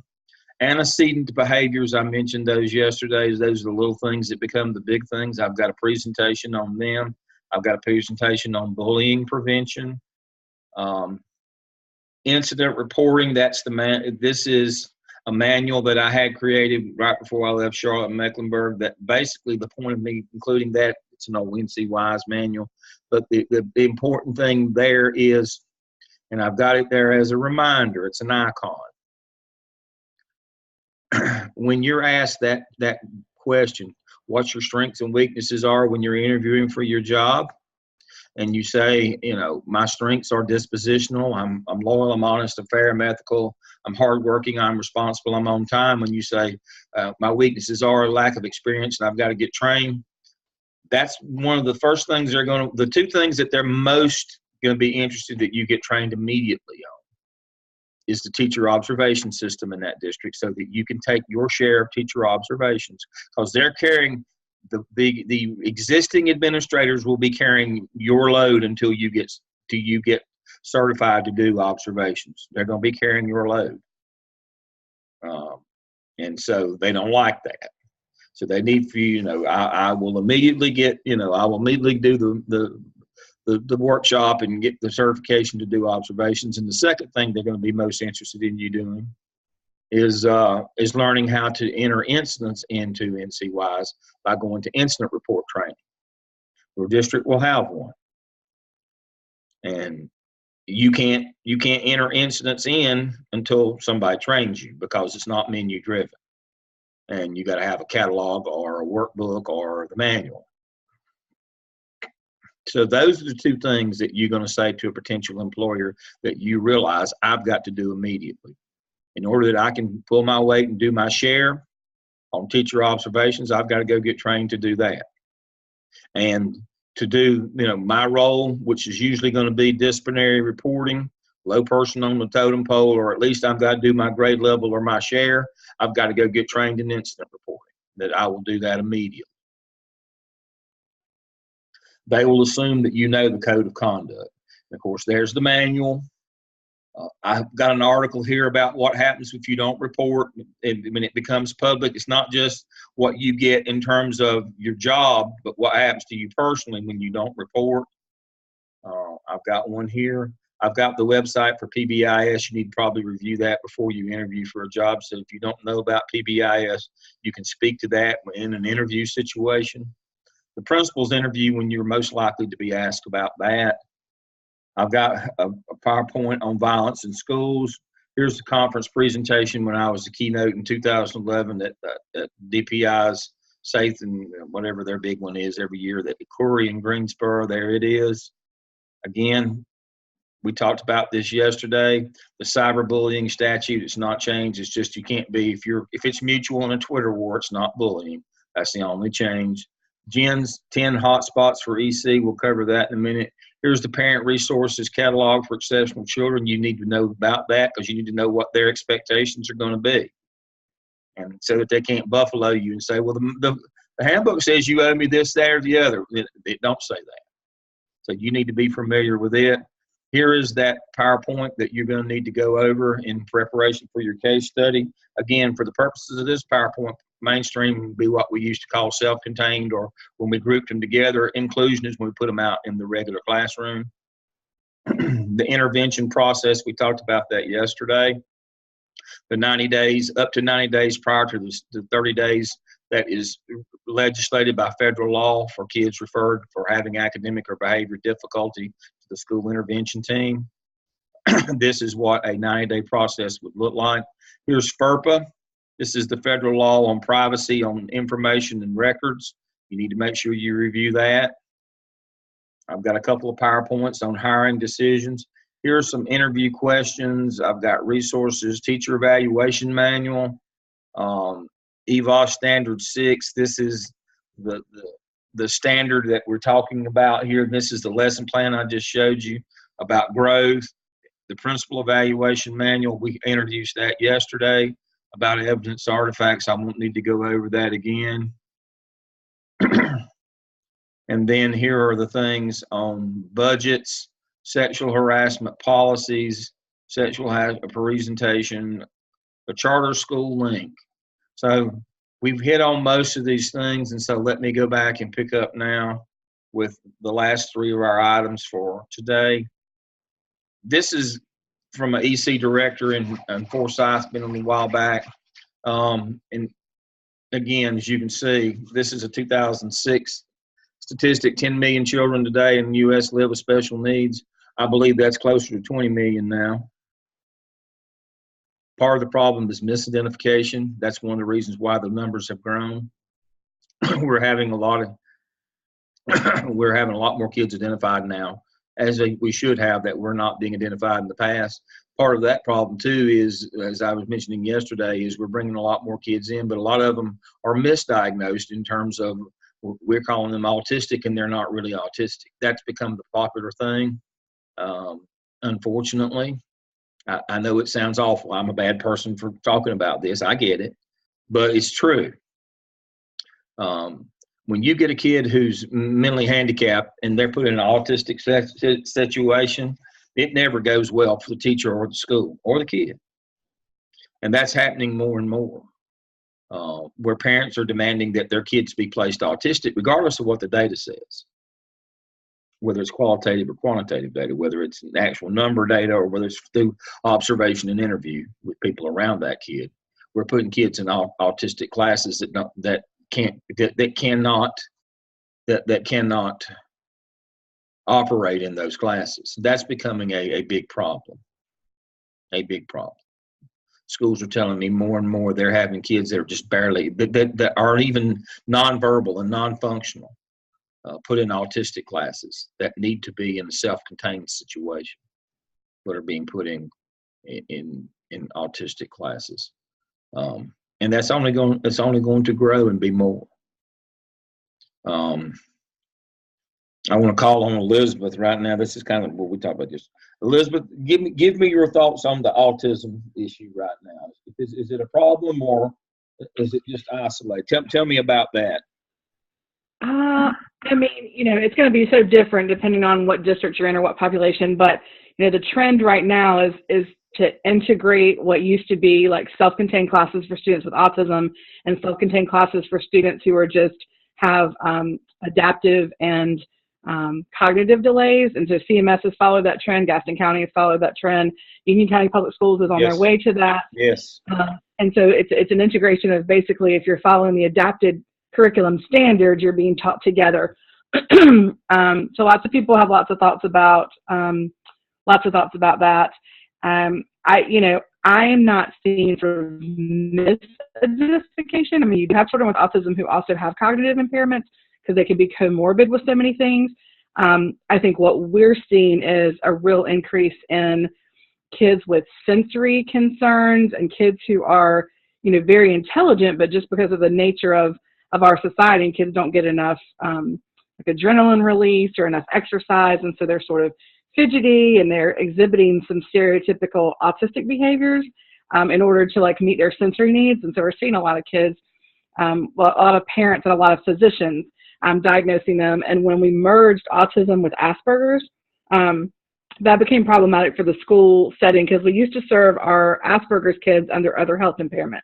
But now that that's all one big label, the DSM-5, just the characteristics won't allow us to do that anymore. So we are, our autism population is rising. I don't know that it's really rising, but the identification is definitely rising. Our biggest number, though, of kids right now are just coming in with low average or below average IQs, like 70, 75, but whose adaptive scores are fine. And so, MTSS should be picking up the beyond where we are and nowhere. Well, thank you. When I talk about the misidentification, my point is we have expanded the definition of autism, and so that we have kids, they're on the spectrum, but we can't meet their needs, and there's always a scream and a yell because the range is so great of behaviors in the same classroom or in the same group anymore. We used to separate them out into different groups, but everybody wants their child to be an autism. So autism now has the widest range. It's incredible, and that is a growing that segment is growing. But there's such disparate needs of the kids in that group that it's almost impossible to meet any of them's needs. Union County is very, very different. When I came over from CMS 4 years ago, I was shocked. Union County still serves students with autism who are on the Common Core and the diploma track, but who need a separate setting classroom. So we have separate setting autism rooms for kids who are on and above grade level, which is not the trending practice in North Carolina. So no, it's not. That's very, very different in Union County, but I think it has kept us from having some of the issues. Exactly. Those are as funds continue to be pulled away, and these are federal funds. As funds continue to be pulled away, inclusion increases, and so does what Elizabeth's just talking about. The lack of those separate classes, we start putting them all together in the same group. We start putting them together all in the same group. We lose the number of classes, differentiate range gets wider. We put more EC kids in regular classrooms, and that's a result of not that's the best delivery model and it's what's best for kids. It's a cheaper financial model. So as we see the role of the federal government in education decrease, that means they give us less federal dollars. Remember, Title I, CTE, Exceptional Children 504, gifted, and English as second language. That's what the federal government pays for. And as we see them pull back their money, more and more every year, we see more and more kids going into the regular classroom to be served in that model, in that inclusion model, and we see more and more kids being piled and lumped into this big group called autistic. Well, and we're hopeful that the new budget for EC is the new plan is going to go through where we don't get a per pupil expenditure anymore, but that part of the equation is calibrated to their number of service minutes. Yeah. So if they're, EC kids, it's the same as if you get 15 minutes of service a day in regular ed, that you get, I get paid the same for you as I do a kid who gets 6.5 hours a day in a self-contained class. Right. Yeah. So we're hoping that that's going to go away. So we've got some directors and former EC directors who are really spearheading that, which would be fantastic. Yeah. But it's the same old story. Teachers and schools are going to be asked to do more with less. Because that's the trend, and these are the trending things. You need to know the legal ramification of those things. Obviously, education, 74, 75, handicapped kids, 94, 142. You need to know what least restrictive environment means. That doesn't mean a kid's not self-contained. It just means it's the least restrictive environment you can deal with that kid in. One of the things that parents are beating us up over least restrictive environment is my kid needs to be in regular class. Well, no, maybe that's not his least restrictive environment if he can't operate there. So you need to understand what that means. Civil rights to special needs kids, that's basically the parent handbook. IDA came in 97, free and appropriate. Evaluations take place to the extent it helps with student placement. IEP will be developed for each student. And then parents have an equal seat at the table on the IEP team. And that's why I have you go and look, see who's in charge. But you can see that. So that's what IDEA does. So these are just these are things to make sure that you understand about exceptional children. Probably more of you know more about it than I do, especially Elizabeth, but these for your administrative side are your hot spots. Make sure that you know what the rules are in your district when it comes to discipline EC kids as well, in terms of manifestation, termination, functional behavior assessment, the Deck 5, Deck 10, all that kind of stuff, where all that stuff comes in. You need to find out what the process is in your district. Again, you need to understand pattern behavior from EC kids. Yeah, you can suspend them up to 10 days or remove them, or therapeutic or ISS, but that's a lack of services. But the third time they display the same behavior, you have to move the process anyway. You need to understand that. Now you say, but Dale, where's that third time written down? Well, it's stamped on me because it got burned into my hide in the courtroom.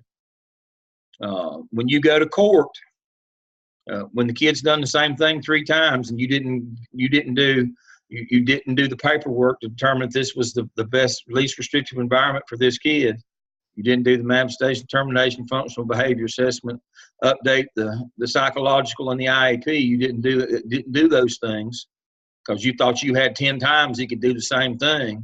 The judge will explain to you that you don't have 10 times, that the third time shows a pattern and you should have already moved on this kid, the paperwork. So those are just lessons learned. All right. Okay, to summarize before we get to our final thing today, which is budget laws, to summarize the things that I think are most important in terms of the things that we've covered so far today. No child left behind, low performing. You better make sure you understand that you've got to work for instructional improvement continuously, because if you don't, they'll get somebody else who will. You got to pay attention to your antecedent behaviors because they lead to dangerous situations and incidents on your campus. The acts of violence, they'll count them against you. And if you exceed your threshold, which is 1 for every 200 kids during the year, they'll make you persistently dangerous, or they'll put you on the watch list and life will get real tough. You do it 2 years in a row, they'll get somebody else to be principal. They're not going to bus kids somewhere else. They'll just reconstitute your school without you there. Power school disciplinary incident reporting, you need to put all the incidents in it. You saw that list of requirements yesterday. There's nothing that doesn't go in there. Make sure everything that has a prefix of RO, reportable offense, or reportable offense, or PD, persistently dangerous, make sure that you call the police on those. And then the 4 that have a UB but have that general statute prefix, a suffix at the end, disorderly conduct, affray, burning of school building, communicating threats, those 4, make sure you know you got to call the police on them as well. If you don't call the police, even though you call downtown, you will lose your job over that. So there are those. Again, they're in that disciplinary data manual. I've just got them abbreviated there. The ones with the asterisks are the acts of violence that count against you. All right. We hadn't talked about this, but just as a reminder, prayer cannot be staff-led or mandated. Students led or initiated is legal.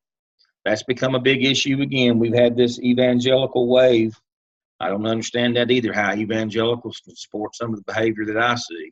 Makes you ashamed to be an evangelical. But we're for some reason in this, we want to go back to how it used to be. School prayer has jumped back up again. I'm seeing a lot of incidents of that. People are calling me, what do I do? Well, as long as it's not staff-led, you can do it. But, you know, as a matter of course at a ball game, or as a matter of course at, you know, at school board meetings or whatever, you got to be careful about that stuff. Student dress and publications can be regulated to avoid school disruption. For some reason, we have this notion now that we can't, you know, if students want to put something out virtually or electronically, talk bad about people or about school, or, you know, do these little virtual publications that we don't. Yes, we do. Whether it's a student newspaper or not, we do have the right to avoid campus disruptions and student dress. I told you, I had a young man when I was high school principal. I had a young man who wore a dress. Now I sent him home to get another dress because his dress was too short. Not that he was wearing a dress, but his was too short. The girls complained, you won't let us wear them that short. And I said, that's true. So he had to wear a dress the same length as the girls had to wear, because he was causing a disruption, not from people, but the girls were mad because they couldn't wear them that short. So I had to make him put on a longer dress. Search and seizure. Strip searches are not permitted by school personnel.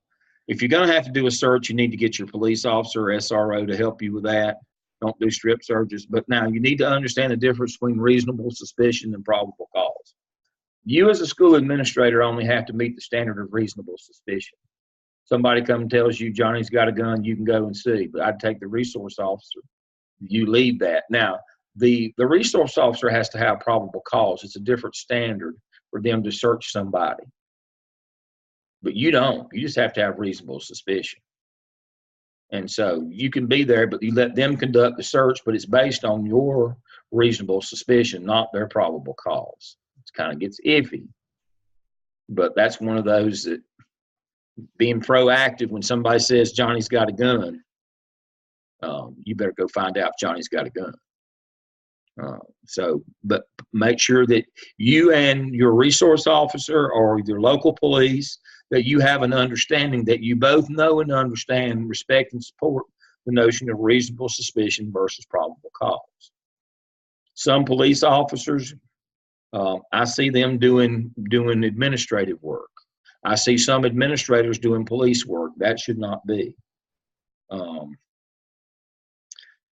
Administrators don't need to be doing strip searches. Policemen don't need to be doing reasonable suspicion searches or questioning kids, or, you know, discipline them, assigning discipline like an administrator would. You must maintain that objectivity between those two roles. That gets hard in high schools because you work together every day. But you have to do that because there's different legal standards, and you can get in real trouble. As you know, the last big group, and I remember his name, but I won't say it out loud because I like him, got caught doing a strip search in Charlotte, Mecklenburg. It's been maybe 15 years ago. About 15. About 15 years ago, we had an assistant principal and two assistant principals that I don't know, where were they? Idlewild, maybe? That strip searched a kid because the police officer was there. Well, you can't do that. And the superintendent got mad and said he was going to fire him. Of course, they sued him and he couldn't fire him then. That was the one that was the thimble, pinhead, same bunch. But they thought because the policeman was there that they assumed the same authority that the policeman had. You don't. And the policeman, for some reason, he assumes the same protections that professional educators have because they're there. They don't. And so they all got in trouble over that. And that's one of those kinds. But it's more than just searches. You need to make sure that you establish, or you know, what line you go up to as a school administrator and where the police pick up from there, and that you understand the difference between reasonable suspicion and probable cause. And that you need to call the police when there are acts of crime or violence. When those things happen, that needs to be the first thing that you do, is call the police. And when somebody says, I was touched in any way in a sexual manner, that you're out of it. That's where reasonable suspicion and probable cause starts. And they're going to come and do an investigation at that point. You are not qualified to do that, because you only go up through reasonable suspicion in terms of your purview. You don't get over into probable cause, which is evidence that can be entered into a court of law. So as soon as they said, he propositioned to me and then he touched me, oh, I'm done now. The police have to conduct this investigation. That's all part of that reasonable suspicion, probable cause conundrum that we get into.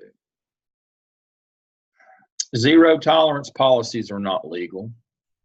I don't know why we think they are. We continue to fall off this same bridge every time we come to it. We lose every time some idiot school board goes to court. We lose every time. You cannot pass a policy. Usually they're embedded in your code of conduct that the Board of Education in the local district adopts. But sometimes it's financial and other policies as well. It comes to court most times over disciplinary policies that say, if you do this, this happens. We have zero tolerance for this. We're kicking you out for this. There are no extenuating circumstances, no due process hearing, no nothing. You're just out. You do this. Well, obviously, since '69, every kid gets due process, and we have to at least consider mitigating circumstances. You know that there's no such thing as expulsion from school anymore. Kids are only excluded. Any kid, no matter how heinous what they did, they can all apply after a year to come back into your district. There is no permanent banishment. That would be zero tolerance. We can keep you out for a year, but we can't get. But we'd have to have just cause after that to keep you out more than that year. So zero tolerance is not legal. It never was. For some reason, we think it is. And that is, if you do X, then you get Y. No.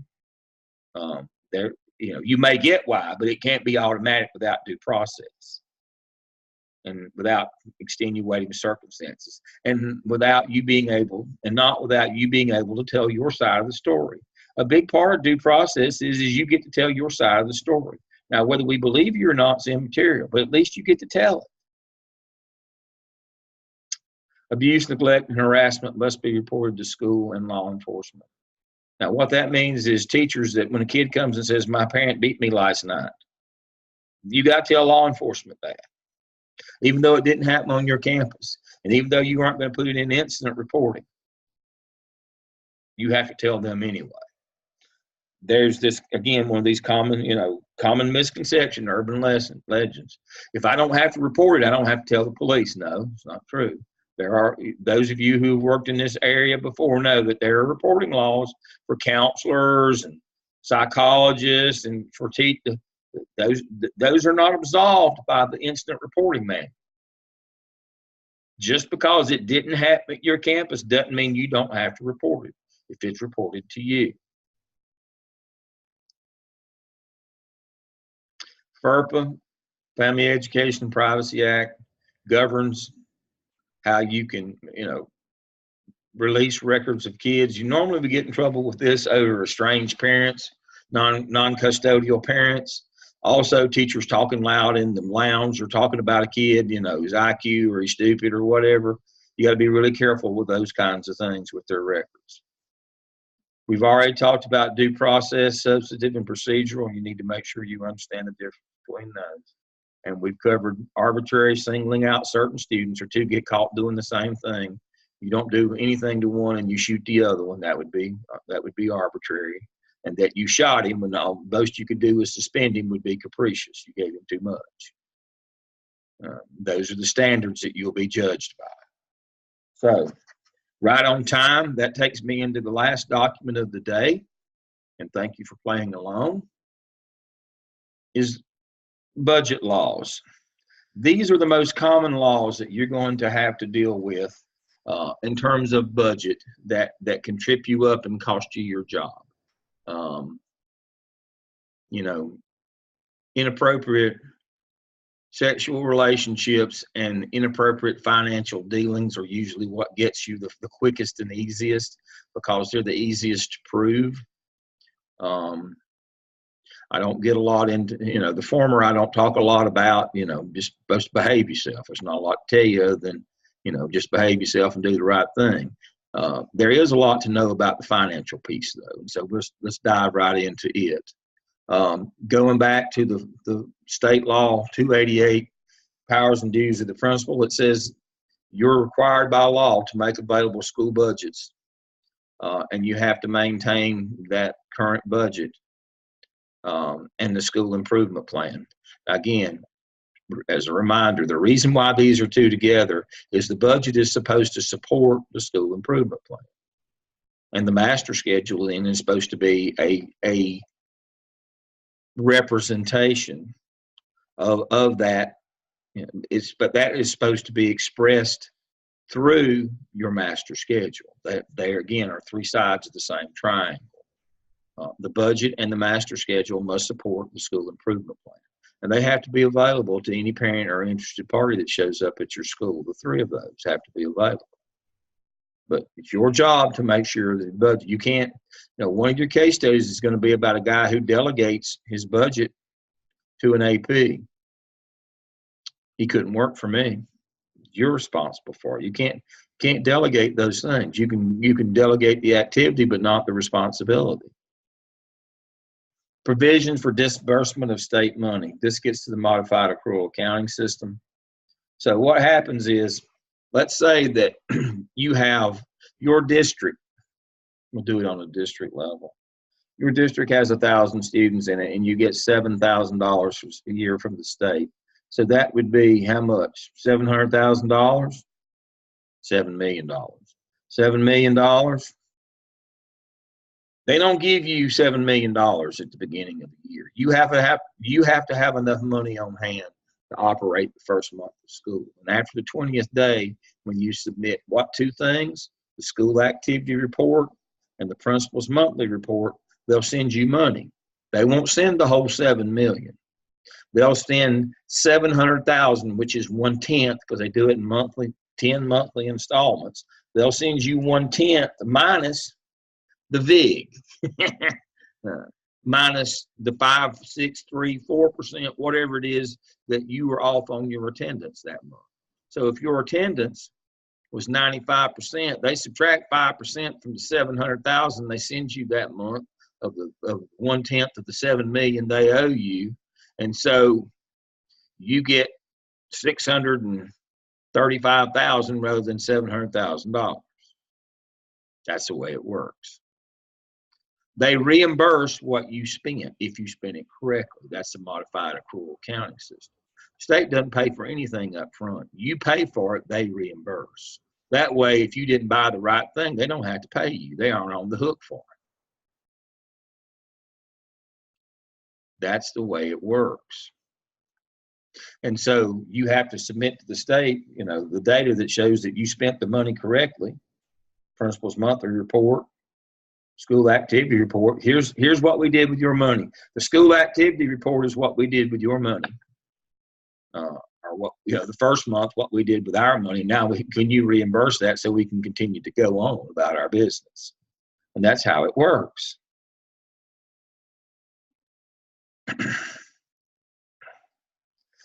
All right. The accounting system, again, it's a modified accrual accounting system, which means we work on a debit, but you spend it, state reimburses it. On the local, you have to keep you maintain an accounting system to show and details your assets, liabilities, equities, revenues, and expenditures. You have to do that all the way down, modified accrual to the school level. you can have more than one bank account at the school level. Usually you have two. You have a general fund, and then you have you have one for your athletic accounts or parent accounts, kinds of things at your school. Checks have to be doubly signed between you and the financial secretary. Your local budget must include how many of those accounts you have. So when you come up with your school budget, it has to have basically your federal allotments in it, your state allotments, state monies that they give you. If you get money per pupil to your school, it has to have the local account, the local allotment or the local money that came to you. And then it has to have school-based money and show is ever how many accounts that you've got. So it should have to, you have to have federal, state, local, and then school money. So you have 4 different areas, 4 different items are in your budget. Now, most of the stuff that comes to you is going to come in the personification of a person. Your state allotment for teachers won't come in a lump sum of money. It comes in this many positions. But you have to show that on your budget. But mostly what people are interested in the local school is how are you going to spend the money that you have control over. Now, you have to be careful with that. We'll see that in a minute. It's on down in the list here. You can't take and trade instructional time for money that you have control over. Let me say that again. You can't take instructional time that the state's paying for that you have no control over and trade that for money that you have control over. People say, what do you mean, Dale? Fundraising.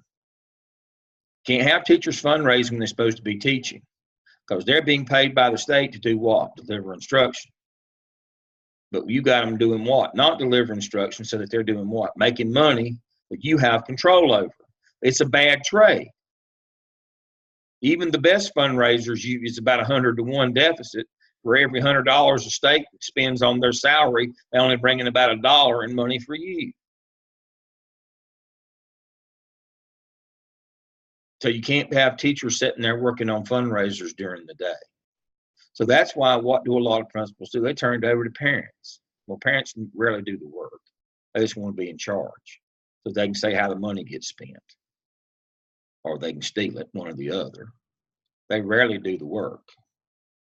So I'm not a big fan of parent fundraisers because the teachers end up doing the work and don't get the money. The parents get control of it, and they spend it on some damn fool things that you don't really want. Well, we want to spend it on this. No.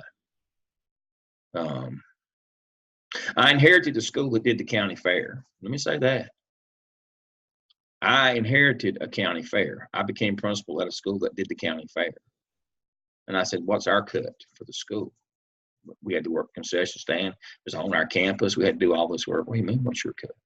Oh, we'll give teachers $50 a piece for materials for their classroom. $50 a piece. We got to have a bigger cut than that.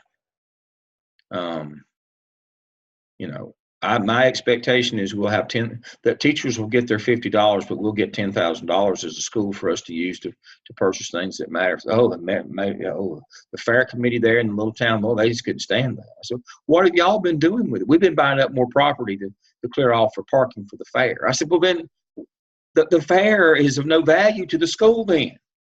Oh, it's a community thing. But I said, but you're hurting instruction. For 2 weeks, teachers don't do much in terms of they got kids out cleaning up and getting the concessions. I said, I'm losing 2 weeks of instructional time.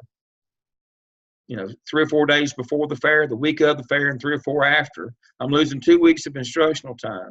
I'm getting $50 a teacher out of it, and you're taking all the profit and buying up more property with it so you can have more parking for the fair. No. And people wonder why I only stayed there the 1 year. We had a very successful fair, but we got our money, though. That was in the era when we were trying to find capital money to buy computers.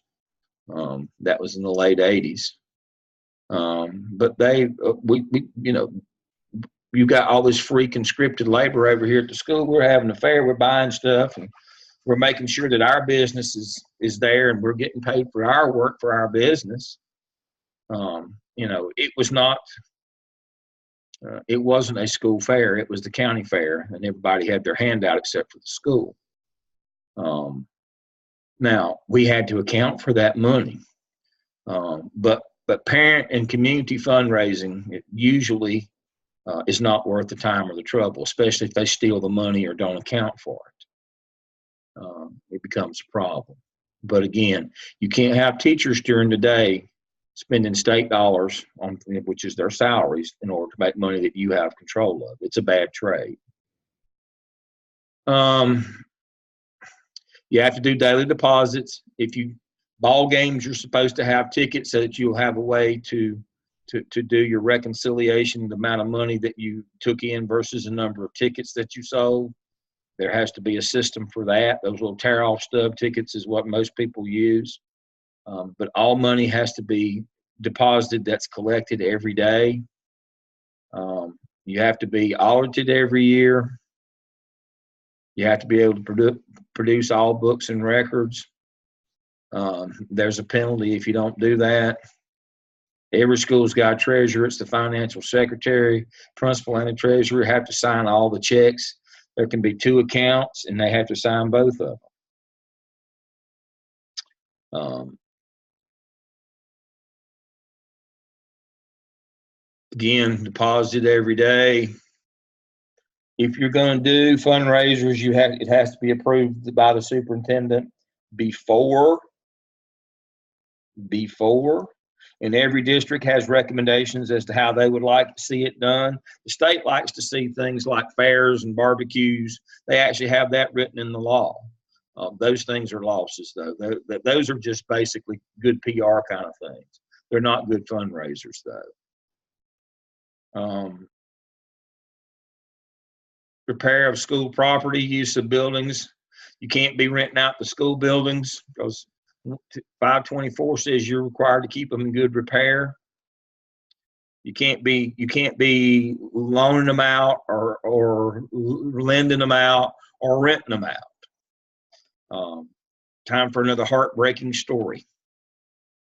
And this is a personal heartbreaking story. Jerry Winklejohn came to the district, and I interviewed him, and I didn't hire him as an AP because I didn't have an opening at the time, but I did recommend him to get hired. He was an AP for a very short period of time, then he got the principalship at Ranson Middle School. For those of you who know where Ranson is, up off Statesville Road, just north of town. He had a group that he was a part of that had a flag football league. He did not make them go through community use of schools because they would have charged them a fee. He let them use the ball fields because he was a part of that group. It was a lend kind of thing. He did not make them go through. But now I know it's splitting hairs here, but he violated the policy that says that you can't allow groups to use you have a duty and responsibility, the taxpayer, to keep up their property. You can't let people use it for free, that they have to do it on a contractual basis in order to protect the school from any lawsuits or liability. That you can charge them a fee that's commensurate with the use and maintenance and the upkeep and those kinds of things. But he didn't do that.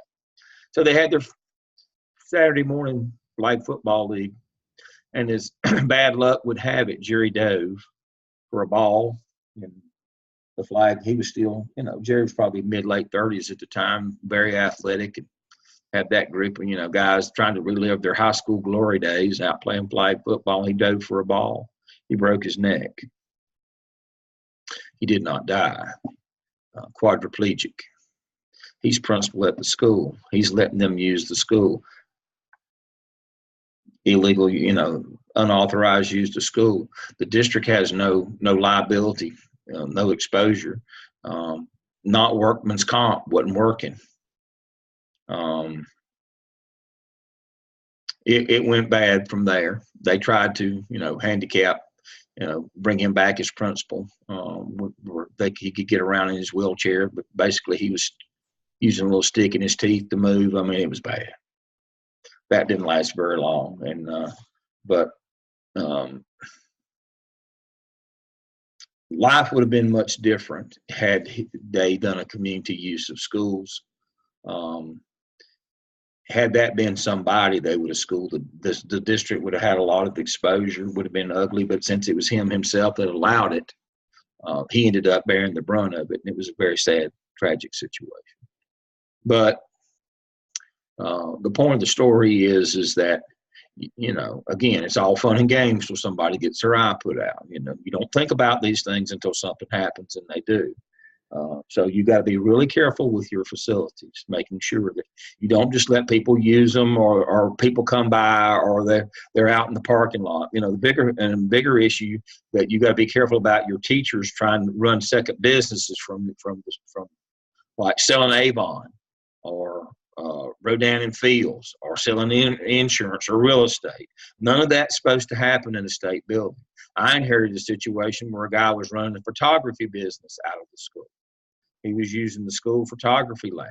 They were actually paying him to teach photography beyond the years that it had been stopped. They had stopped offering photography in career and technical education 6 years previously, and they were using a state-paid English teacher position to offer photography.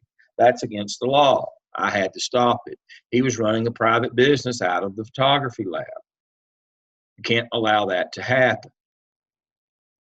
You know, you have to be real careful, especially in the trades areas, that those people aren't running a business and using your power, using your facility and your tools to run a private business. That's all against the law, according to this. Direction and duty of local boards of education to provide classroom facilities. Now, again, the state's out of that business. So when people ask me, does the local have to give charter schools buildings? No, they have to give them classrooms. So what do most locals give startup charter schools? Old, disused mobile trailers, mobile units. Because what does the law say? You only have to give them classrooms. You don't have to give them a gym, cafeteria, or a hallway, or a bathroom. You just have to give them classrooms.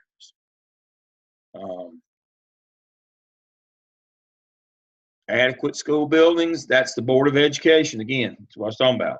Law is very clear. State does not provide buildings or keep them up. That's the LEA has to do that, but they don't have taxing authority, so they have to go to the local county commissioners to get their money. Now, these are policies that you have. They'll be similar in your district. You have to follow all the accounting rules, modified accrual accounting system. You have to voucher, purchase order, everything that you buy, state contract bids, all those things. You have to have receipts for everything that's reimbursed. All money has to be receipted every day. Use of instructional time for fundraising shall not take place without the approval of the principal, and it has to be, and that has to be the superintendent. Now, that's like when you have a barbecue or something at a school. But you can't do fundraising during instructional time at your school, even if your teachers and kids aren't involved. Let me say that again. You got community volunteers and old men and running pig pits down at North Meck cooking barbecue. You got community volunteers, but people come on your campus, drive in, and get the takeout plates. You got to have permission to do that because it's happening during instructional time. Even though you aren't using instructional personnel or kids to do it, you still have to get permission. That's one of those you get tripped up on. That's kind of one of those arcane things that nobody realizes. Nobody thinks about it. Well, you know, teachers weren't out there, kids weren't. Doesn't matter. If you don't get it approved and somebody gets hit, run over, gets poisoned, gets food poisoning from what's going on, and you didn't have permission to do it, you used to be principal there. Instructional-related activities such as auto mechanics, tailoring, cosmetology should not be used for fundraising nor private businesses, because they compete with those businesses in the community. And if you're over here tuning up cars for $5 and the local mechanic down the street's charging $55, he's going to be mad if all he ever sees is people coming in to get their car worked on at your place and he can't pay his mortgage. Pre-numbered tickets, night deposits, daily receipts, money can't be left. You can't be running any kind of a business out of the school business. All employees of the Board of Education are prohibited from soliciting or selling any non-school operated items during work time or in a work area, selling, trading, distributing, or dealing in instructional supplies, equipment, reference books in the Charlotte. You can't compete with the vendors that the district already has either. So you can't be selling Rodan and Fields or Avon or putting something in the teacher's lounge for teachers to buy. That's all illegal. You can't tutor for compensation your students that you have in class. Or, that's one of those things that I always encourage teachers, don't get involved with that. The law says you cannot do your own kids, but it becomes a gray area when you're doing somebody in the same grade level that you're already teaching. I don't know about that. It's a little close. And you can't take money if you're doing it during school hours. You can't take money for tutoring either. You can't solicit customers or clients, engage in any private business during regular work hours. So these are the financial ones. You'll have very similar ones in your district that you got to be careful. They're a little bit tricky. Now, my last story of the day is a local principal at a fairly affluent elementary school in Charlotte. She had an unprecedented run of bad luck. It's going to slip to the beach with her and her family right before school starts for that one last getaway weekend, because she's going to be so busy with school. They've already done the work days, had all the teachers in. The ones that had the day took the Friday. They're going to start to work on Monday. So they leave early on Friday, and they're going to slip off to the beach. She gets there and goes walking out in the waves, and some rogue wave hits her, knocks her over, and breaks both legs immediately. Just the flukest thing in the world. So she's in the hospital, obviously, immediately. She breaks both of her legs, badly. And she's in the hospital immediately. Can't open school. While she's out, the school secretary forges checks, embezzles money, and the PTA people make off with all the fundraising money while she's out. She comes back. They launch an investigation. They can't do anything to her over the secretary who forges her signatures on checks. But she goes through a stretch where she's suspended. It looked as though she was going to be dismissed, but she took a demotion in order to be able to stay, and got moved to one of the worst schools in the district and demoted to assistant principal, and pretty much ended her career, and that will be the end of her. Now, you say, well, what did she do wrong? It wasn't her fault that the wave hit her and broke her legs, and it wasn't her fault she wasn't there, and it wasn't her fault that her financial secretary forged all these checks while she was out and stole all this money, and it wasn't her fault. Well, here's what they got her on. The PTA that she had authorized them to do her fundraising had delegated that to them. They got her for lack of or failure to exercise fiscal control. That they were able to steal the money. She put them in that situation where they were able to steal the money. Had she not delegated that to them, they wouldn't have been able to steal the money. Now, she couldn't help that the financial secretary forged checks and stole money, but she gave the authority to the PTA, and when she did, when she was gone, they stole all the money. They acted like they thought she was never coming back. And while the cat's away, the mice will play. But her downfall is she gave the PTA that authority. Again, you can delegate the activity, but not the authority and responsibility. And if the PTA steals all your fundraising money, it's going to come home to roost. Very tragic situation with what happened to her personally and physically, but even more tragic professionally what happened. So this notion, when you go out and talk to them about fundraising and they say, oh, it's easy here because we just turned it over to the PTA, those people are stupid and not long for the world. Something's going to go wrong, and when they do, it's going to come back to you. So you need to make sure you review all these financial laws and policies that go on. I've highlighted them, but you might want to read them a little more word for word, because again, being involved in an inappropriate relationship and something happening to the money are the two quickest ways to be out of work in this business. Long term, it's disciplinary reporting and test scores, accountability, student achievement. But just any one day that you walk in, you can be out of work. It's these two things. So you need to make sure that you understand all the sexual harassment stuff that's in there, the financial stuff, all those things, because that's the stuff that gets you quickly, that you're here today, gone tomorrow. And then long term, you need to understand it's about instruction and disciplinary data and due process on the long term. So that kind of summarizes what I wanted you to have. All right, I apologize for talking so much the last 2 days, but I just needed to work us through this content. You can go in and download all these things. If something doesn't work, let me know. I think Randall this morning said something didn't work. Randall, are you there? I am. What were you having problem downloading? I had several of those I was trying to download that come up not available. I don't remember which ones right now. What browser were you using? Chrome. There's your problem. You're going to have to switch over to either Safari or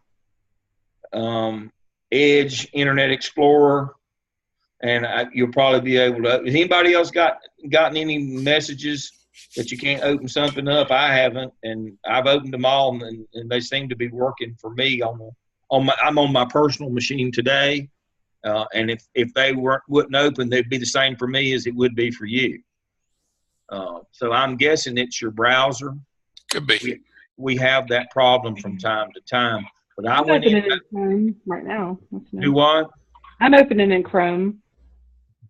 Well, it doesn't always go bad. Thank you, April. You might need to update your Chrome browser. Up in the right corner, you can update it, Randall, and it probably will work then. It probably will work then. Yeah. Thank you, April. That's correct. Once you update them, they tend to work better, but I really don't know how else to. That's it. It seems to be whatever. It's a browser problem, is what I'm telling you. Because I have asked the people over in tech services, and that's what they explained to me. That it's a browser issue. I have about 3 browsers I can try. So there you go. I figured you did. You seem like me. You always got a plan B. That's a good plan for TestStream. Those that need to renew their subscription, will we need to pay? I think it was $50 when I initially had to pay.